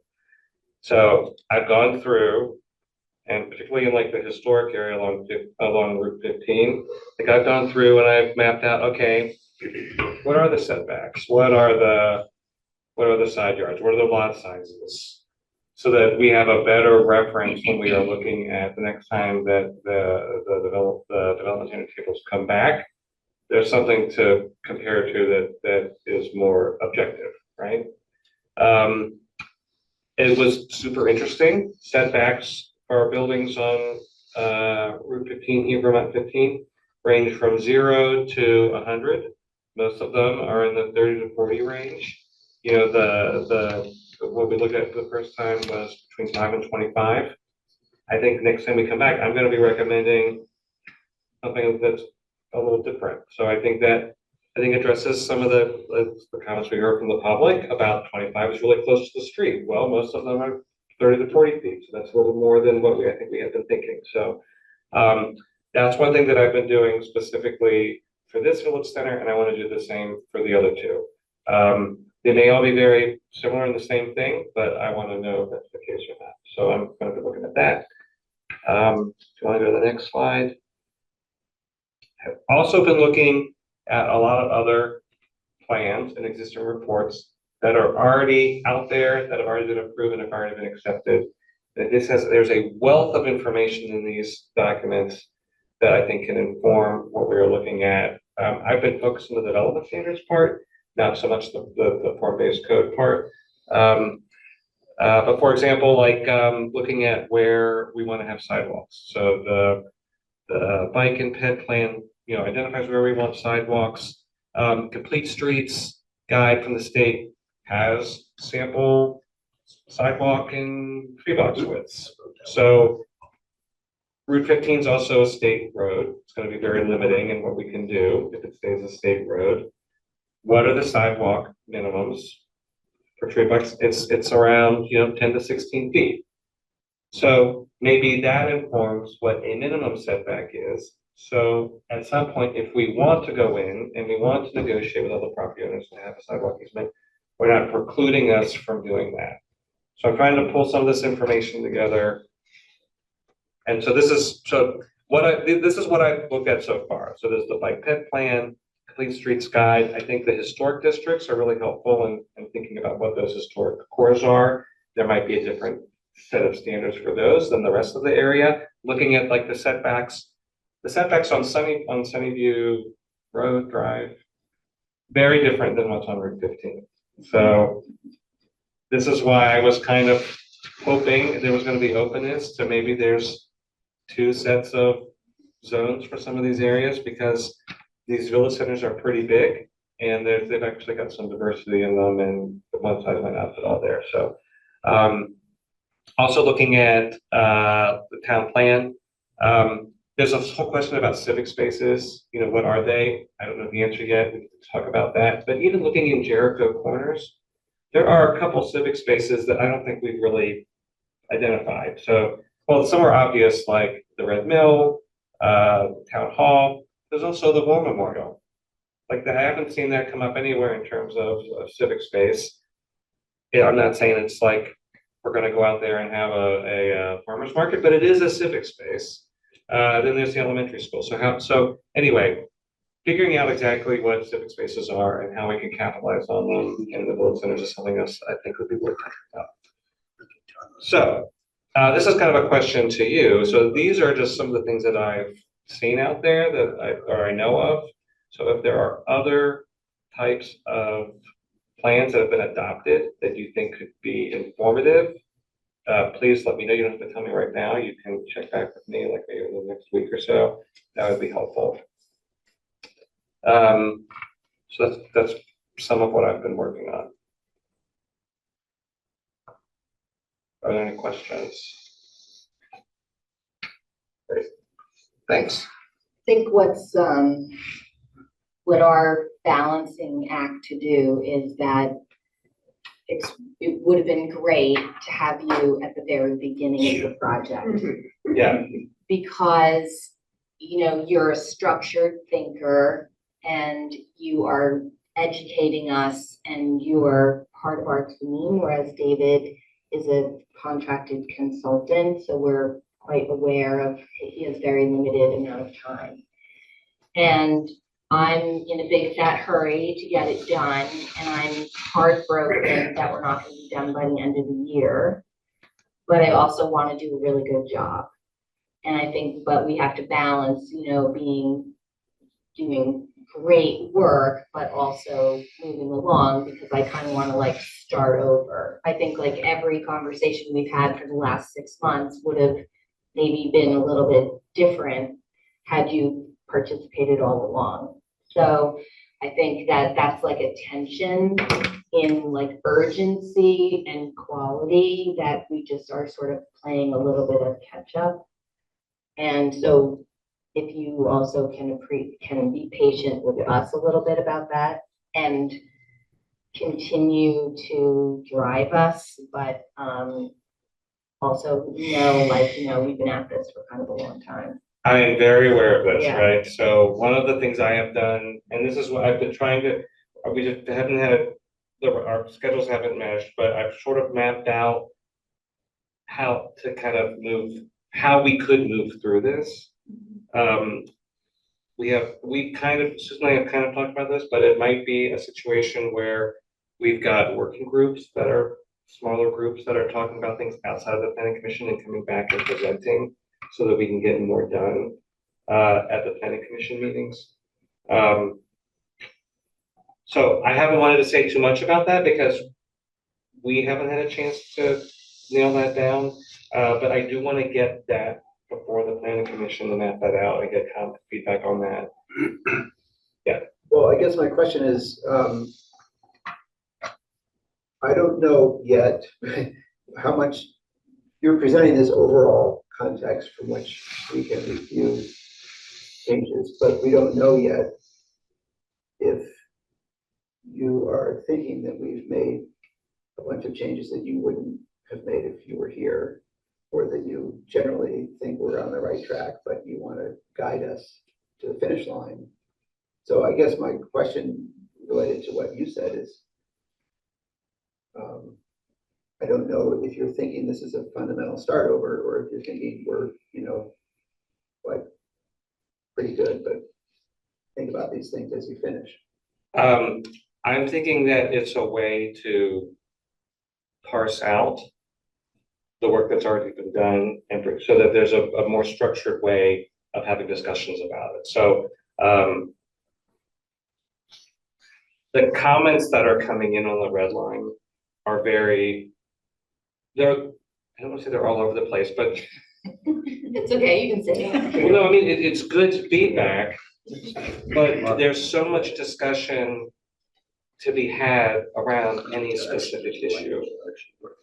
And kind of coming in and having a discussion on a red line and just sort of going through all of chapter 13, where there are like very specific thematic things to talk about in chapter 13, and having that discussion around that section of the regs, wrapping that up, putting that, and then sort of having a methodological process of going through all of that, so that it's building on what we've already done, but having some context in which to understand what the changes are and what's guiding some of the changes. I think David had done some of that overview Yeah, differently, right, but he had provided some context right, in an overview way. right.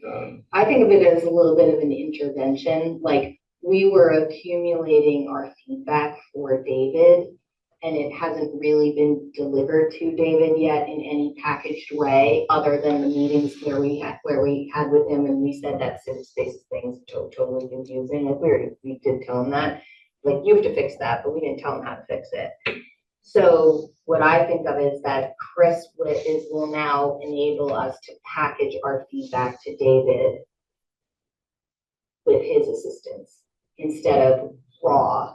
We would have given it to him sort of raw, and David would have had taken all these hundreds of different comments and tried to synthesize it. And instead, I think we'll give him something where we have more consensus about what's being delivered to him, and it'll be delivered to him in an organized way. So like some of the feedback was, like, do we need all these different types of thoroughfares? Are they all appropriate for Riverside? That's a really good comment, but like there needs to be a discussion around it. And that's a whole planning commission meeting right there, or half of one. Right. So he's been going through and teasing out all the comments. That was the table he showed you, put all the comments in categories, and That's great. So what would be next? so, So the good news is we've gotten through all of the red lines, and we've had meetings where we've gone through each of the 3 batches. So we've got a lot of feedback to work with.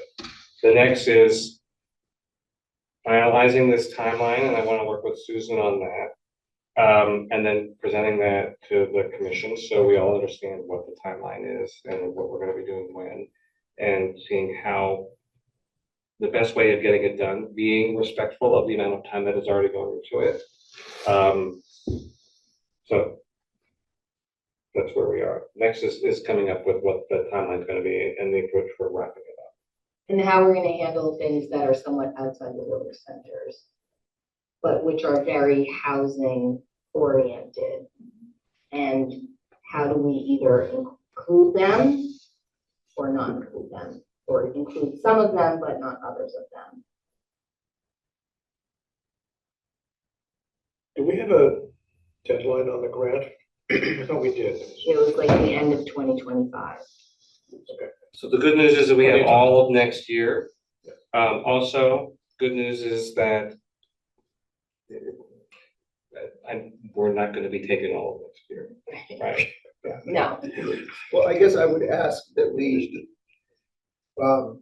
have an overview of our other work, so that we don't, what has happened in the past is we get a big project and it takes a lot of focus and a lot of work, and it keeps us from doing a lot of smaller things that could be done along the way.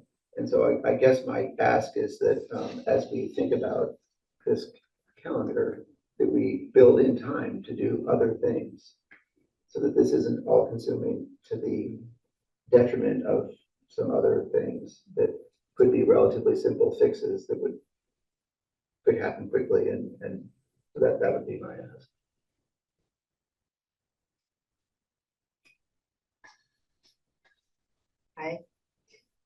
Okay, Chuck, 2 Um, minutes. Great discussion. And Susan, I think your description of the tensions, I think was really good. The one voice that I think I would like to see added to the downtown piece is some real estate business development kind of realism. You're really kind of focused on the aesthetics, okay? You're looking at some nice buildings that aren't working economically, okay? The tenants in that block in Richmond don't pay enough rent to finance a new building like that. The Richmond market and the Jericho market don't have windows. You know, our churches don't have windows. Our libraries don't have windows. You know, people have restaurants, want parking that's visible from the road. I mean, I have commercial property in downtown Springfield. Keeping tenants is really hard. And I bought buildings at a really, really low price. I didn't build new buildings. New construction is going to require, you know, is going to require successful businesses. And if you begin with sort of your aesthetic preferences, as opposed to a focus on what kind of businesses do we want to attract, there is no business in Jericho that survives on Jericho business. You know, we're looking for people who are going to come off the road to patronize a business. And I think we need to really be thinking about what kinds of businesses, and what kind of structures, and what kind of flexibility they need. I mean, look at Wisdom House is kind of stopped in its tracks because they have a particular thing that they need for their business that hasn't fit in the aesthetic preferences of past parties. If you look at Richmond, you know, which restaurants are doing better, and you know, and kind of why. And I think that, I mean, I think you might want to, you learn, bringing Dominic in from St. Albans just was sort of a brilliant move. And maybe there are some people who understand kind of business development in this sort of area. Maybe have someone from the Richmond business development and kind of talk about their stuff. But for us to like look at Richmond and say, I want that. Richmond is not all that successful. It's certainly not successful enough for someone at those rents to finance the buildings that you're showing in your pictures. I mean, I don't want to name names, but the stores in Jericho are just barely hanging on. And these are ambitious photographs about your aesthetic preferences, about what you'd like downtown. But I think you need to kind of get some expertise on sort of the business development side, on what the businesses that you want are going to.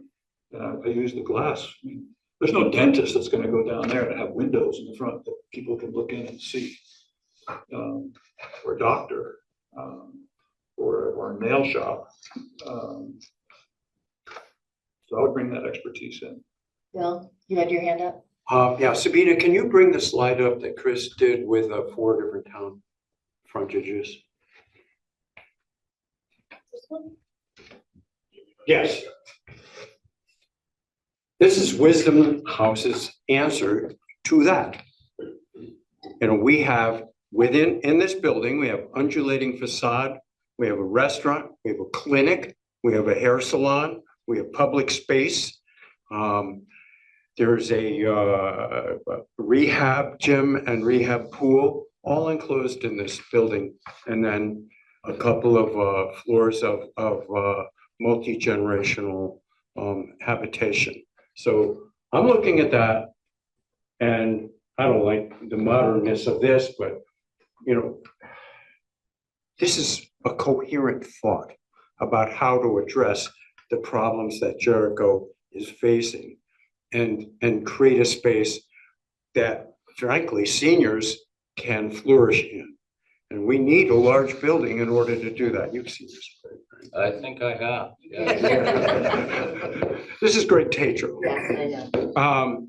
So we really want you to consider this. This is a well thought out program. We can review the interior space. This is to make people feel like the horizons are broadening instead of constricting as they age, mixing the generations up so that we don't have just seniors putting workforce housing in here and then adding cottages around it that are connected by walkways so that people are safe coming to and fro to services in this. And this is all, that first floor is all public oriented commercial, and commercial in a way that we think will be successful. So I'm going to add that. Yes, Good, sir. everybody. Hello. I'm really glad you guys are looking at this, and I appreciate all your time and effort, because I don't think you're getting paid a whole hell of a lot, so I do appreciate what you're doing. Couple of things. I don't know if any of you folks have ever seen that our engineer, Rick Hamlin, had a list of changes he thought would be a good thing for the zoning. You've seen that? Okay, good. One of the issues with having that much glazing is that it's really, really hard to make the energy code. Right. And one of the buildings that we tried to build there and got rejected because of a thoroughfare and whatever, you guys probably know about it, but we would have had to build another wall inside of that building to meet energy code, which makes it unfeasible to build. So these are things we need to think about. As far as the density, you can only put so many buildings on a place that doesn't have enough sewage. So the first phase, we're building a big park and we're putting it under there, but you're not going to get the densities you're looking for until we can figure out the sewer issue in town, which is why we did phase one, and hopefully we can figure it out by the time we get to the other phases.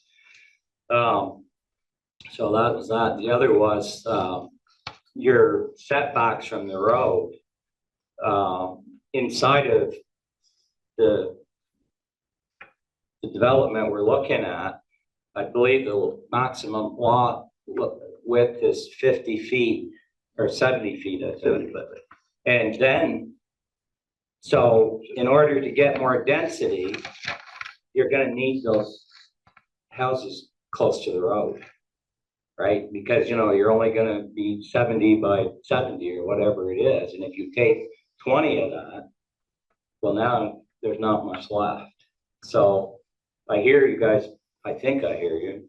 I don't always hear exactly right, but it sounds like you're looking for more density, and that's where I see some issues there. And the other thing is that it's really hard, like this gentleman was saying, it's hard to build affordable anymore, you know, and maybe some of the stuff you're looking at will help, but you know, you're looking at $400 or $500 a square foot to build now.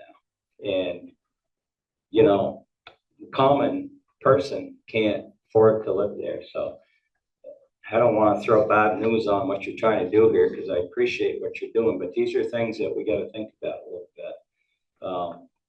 I guess that's it. I mean, we're coming along pretty good on the Act 250. Shouldn't be much longer, and I'm hoping that all the work we've done, it's money, we spent a lot of it getting this thing ready, that we don't just change everything too, because I really don't want to start over again. But if it's, you know, I guess that's all I've got to say, and thank you again. Yeah. Thank you for coming. Thank Really you. appreciate it. Well, yes, this is a nice drive down here in the dark. Thank you for putting the time into it as well. We appreciate what you're doing at that area. It's coming, you know, it's slow, but if it makes you feel any better, I'm working on a project in Heinsberg that's been 12 years. That does not make me feel better. Yeah. So you guys have done some good work, and, you know, I think our business, we're in construction, and we feel like when we see a problem, we've got to fix it now. And you guys are seeing that. You're seeing that it's probably not affordable to build there the way it is, and you're doing something about it. So, you know, I think that's admirable. Thank you. Okay, so it's a little bit late, but I do want to go back to other business, 5.6. Does anybody have any pressing, burning liaison updates? Is that the date of the slide? Yeah, Okay. this is the slide that has what's left on the agenda. All right, so I'm going a little bit off of memory, but I think I understand the problem. So forgetting everything related to form-based code, village center, everything. Currently in the zoning, if you have 9 acres in the 3 acre zone, keep it really simple. You can build 3 single family homes, 1 on each 3 acres, or you can build 3 duplexes equals 6 units, each duplex on the 3 acres.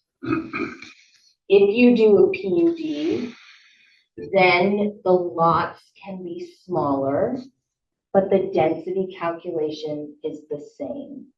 You could build a duplex on 1/2 an acre and another duplex on 1/2 an acre and another duplex on 1/2 an acre. So now you have 6 units on 1.5 acres, and there's a certain amount that has to be reserved as open space.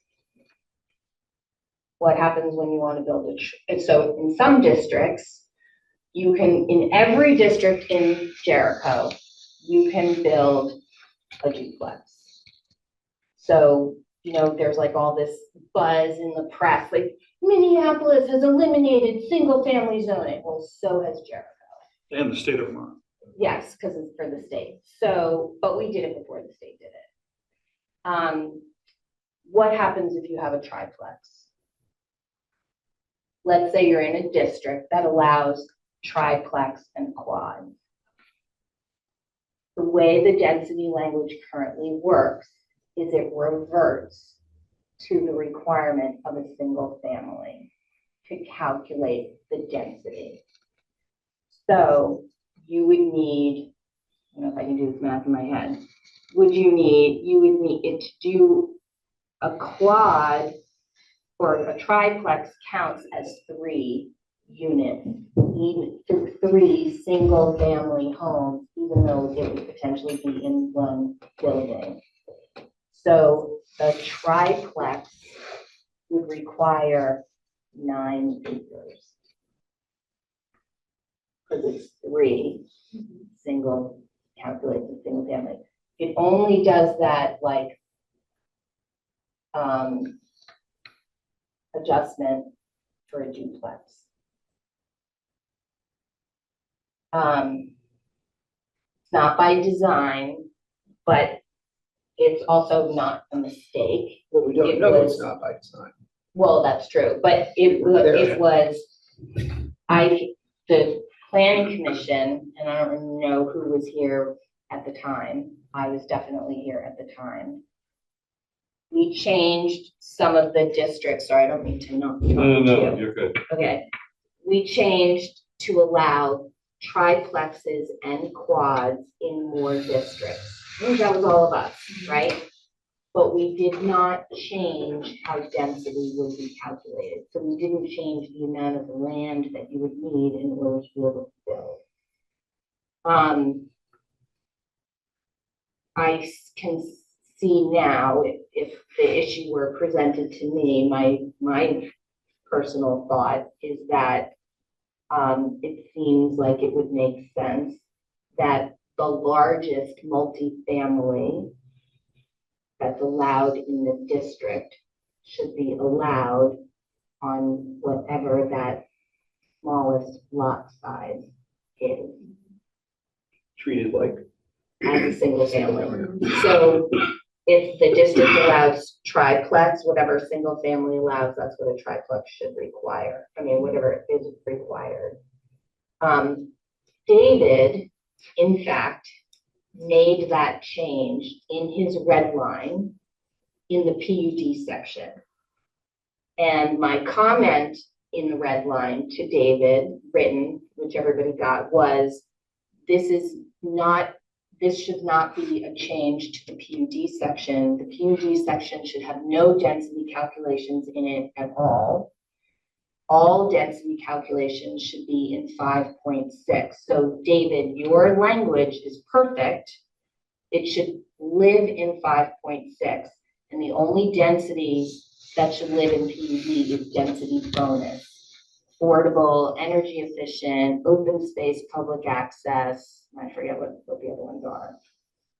So Dave, we have the exact language. It is a town-wide change. But I think common sense, the public, you know, if you think about what we would expect, that that's the way that it works. And my understanding is that somebody does want to do a multifamily development and came in and was sort of like horrified when Chris Flynn walked them through and said, no, it doesn't work that way. It works this way, because you would kind of think that it works the way that David has made it to work. Have I confused you all completely? No. Okay. So,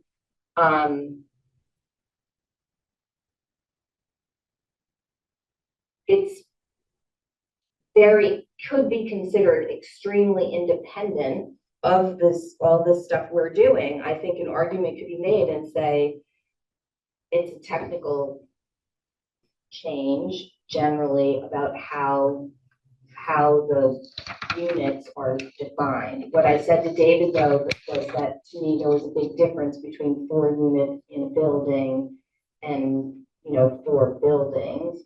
So there are also issues around, you know, like parcels and ownership, and now people lease land. So I do think that there's a little bit of thought that has to go into it. It's not quite as like, just make that and you're done. But I think the question is, do we want to consider pulling out this 5.6 and accelerating it expediting it? That was the question that we heard tonight. And now that I've explained it to you what the change is, that's needed. It's basically a change to PUD. It's language we've already seen. We'll be putting that language into 5.6. So you mean moving it ahead on its own little ship? And the process would be, we would correct the language, whatever the language change is, and then we would approve it. And then we would warn for a meeting. We would have the meeting, approve it presumably, and then forward it to the select board. And they would do 2 hearings? And they would do 2 hearings.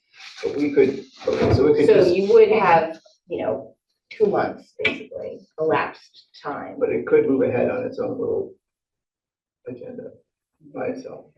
Mhm.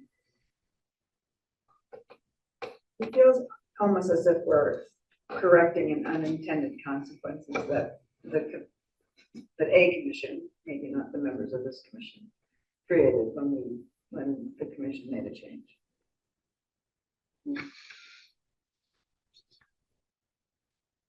Which feels appropriate to me to make the change given our goals, given the goal stated in the town plan.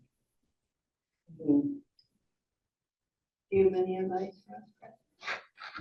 I have some thoughts, but I don't feel like I'm ready to, Not ready yeah. to decide. I would like to see us move forward with it, but I don't believe it's a blanket. You can now build duplexes, quadplexes, sixplexes, whatever you want, anywhere you want.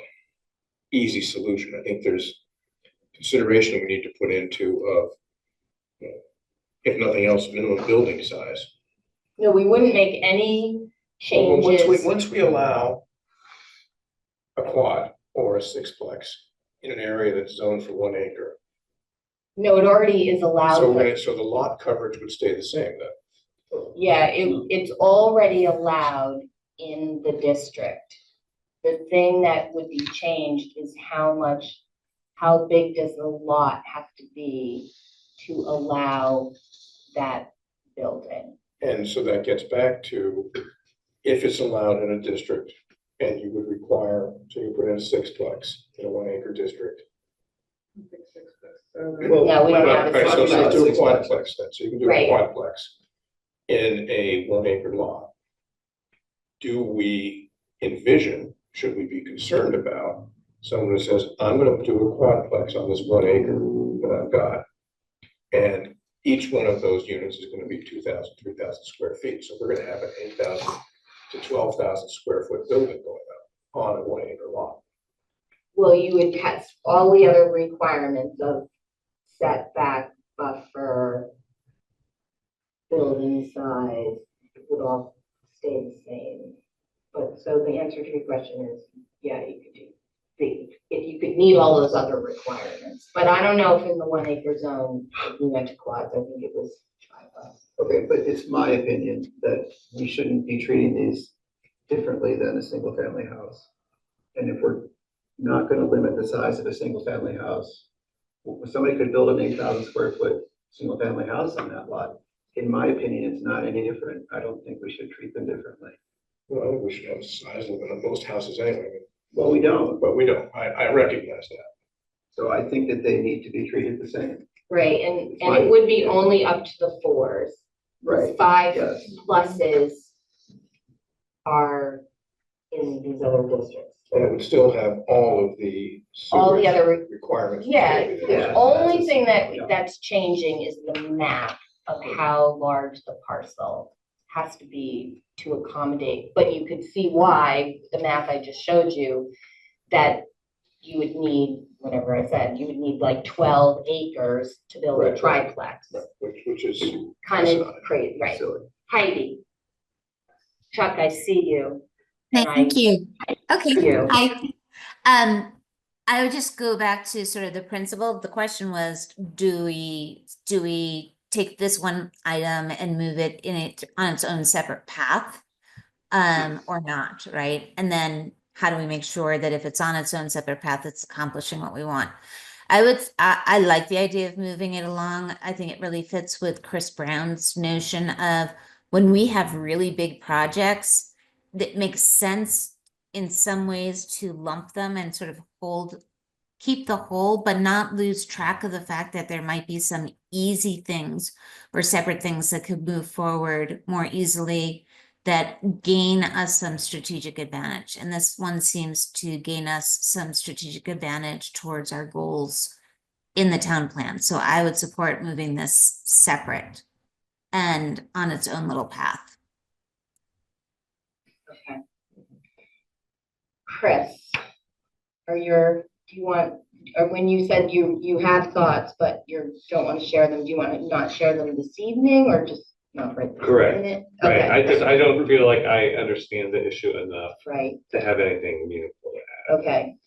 I will say that I have resisted expediting this issue through the summer because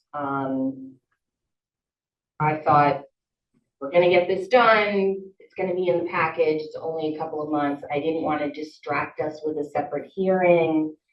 But now there's an opportunity that presents itself. So I wanted to be totally transparent about that I have all along said, I didn't think we should consider it separately. I thought it should be as part of the package because it's intertwined with the goals of the grant, which is to enable more housing. But now that the bigger project is on a slower, delayed track than what I originally thought, and we have this town garage, it is kind of an interesting piggyback opportunity. But we can't really piggyback them together into one smaller package, right? Because of the timing. Or can we Well- delay the first hearing? You know, you were saying it had to be December or whatever, 17. 17th. I don't Right. think it's a good idea to piggyback them, Okay. but I think the fact that we are able to move it forward so quickly opens up the question as to whether or not we can do another thing. That,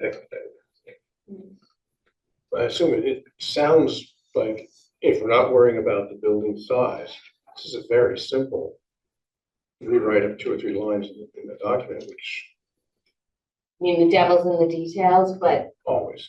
right.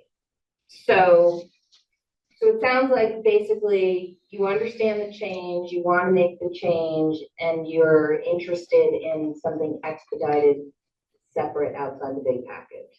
And then we can work on what the change really is and how we can work the timeline and how we could maybe create. what the work is that needs to get done to provide a basis for making the change. So there's some, Rationale, yes. right? Yeah. Okay. I think unintended consequences is kind of a good framing. Okay, Do we have more? I was wondering if there were more comments from, is that all the public that's on the screen there? Is that the entire Zoom? I think so, yeah. Okay, did you have a comment on this issue? Yes. Yes. I would encourage you to consider making it even simpler than Susan described, which is to just eliminate 5.6.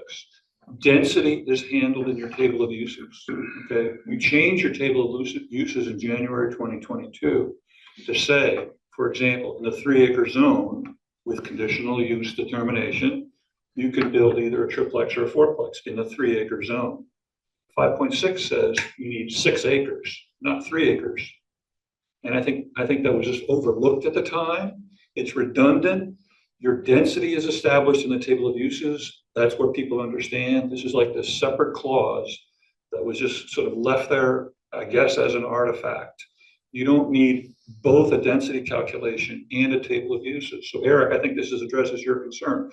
When you're not authorizing 6 plexes or 8 plexes, all you're saying is that where the table of uses says you can build a triplex or a fourplex on 3 acres, you can build a triplex or a fourplex on 3 acres. You don't have this other thing that says there's kind of a different calculation. I mean, one of the goals here is to make the zoning bylaws simpler. Your density is handled in the table of uses.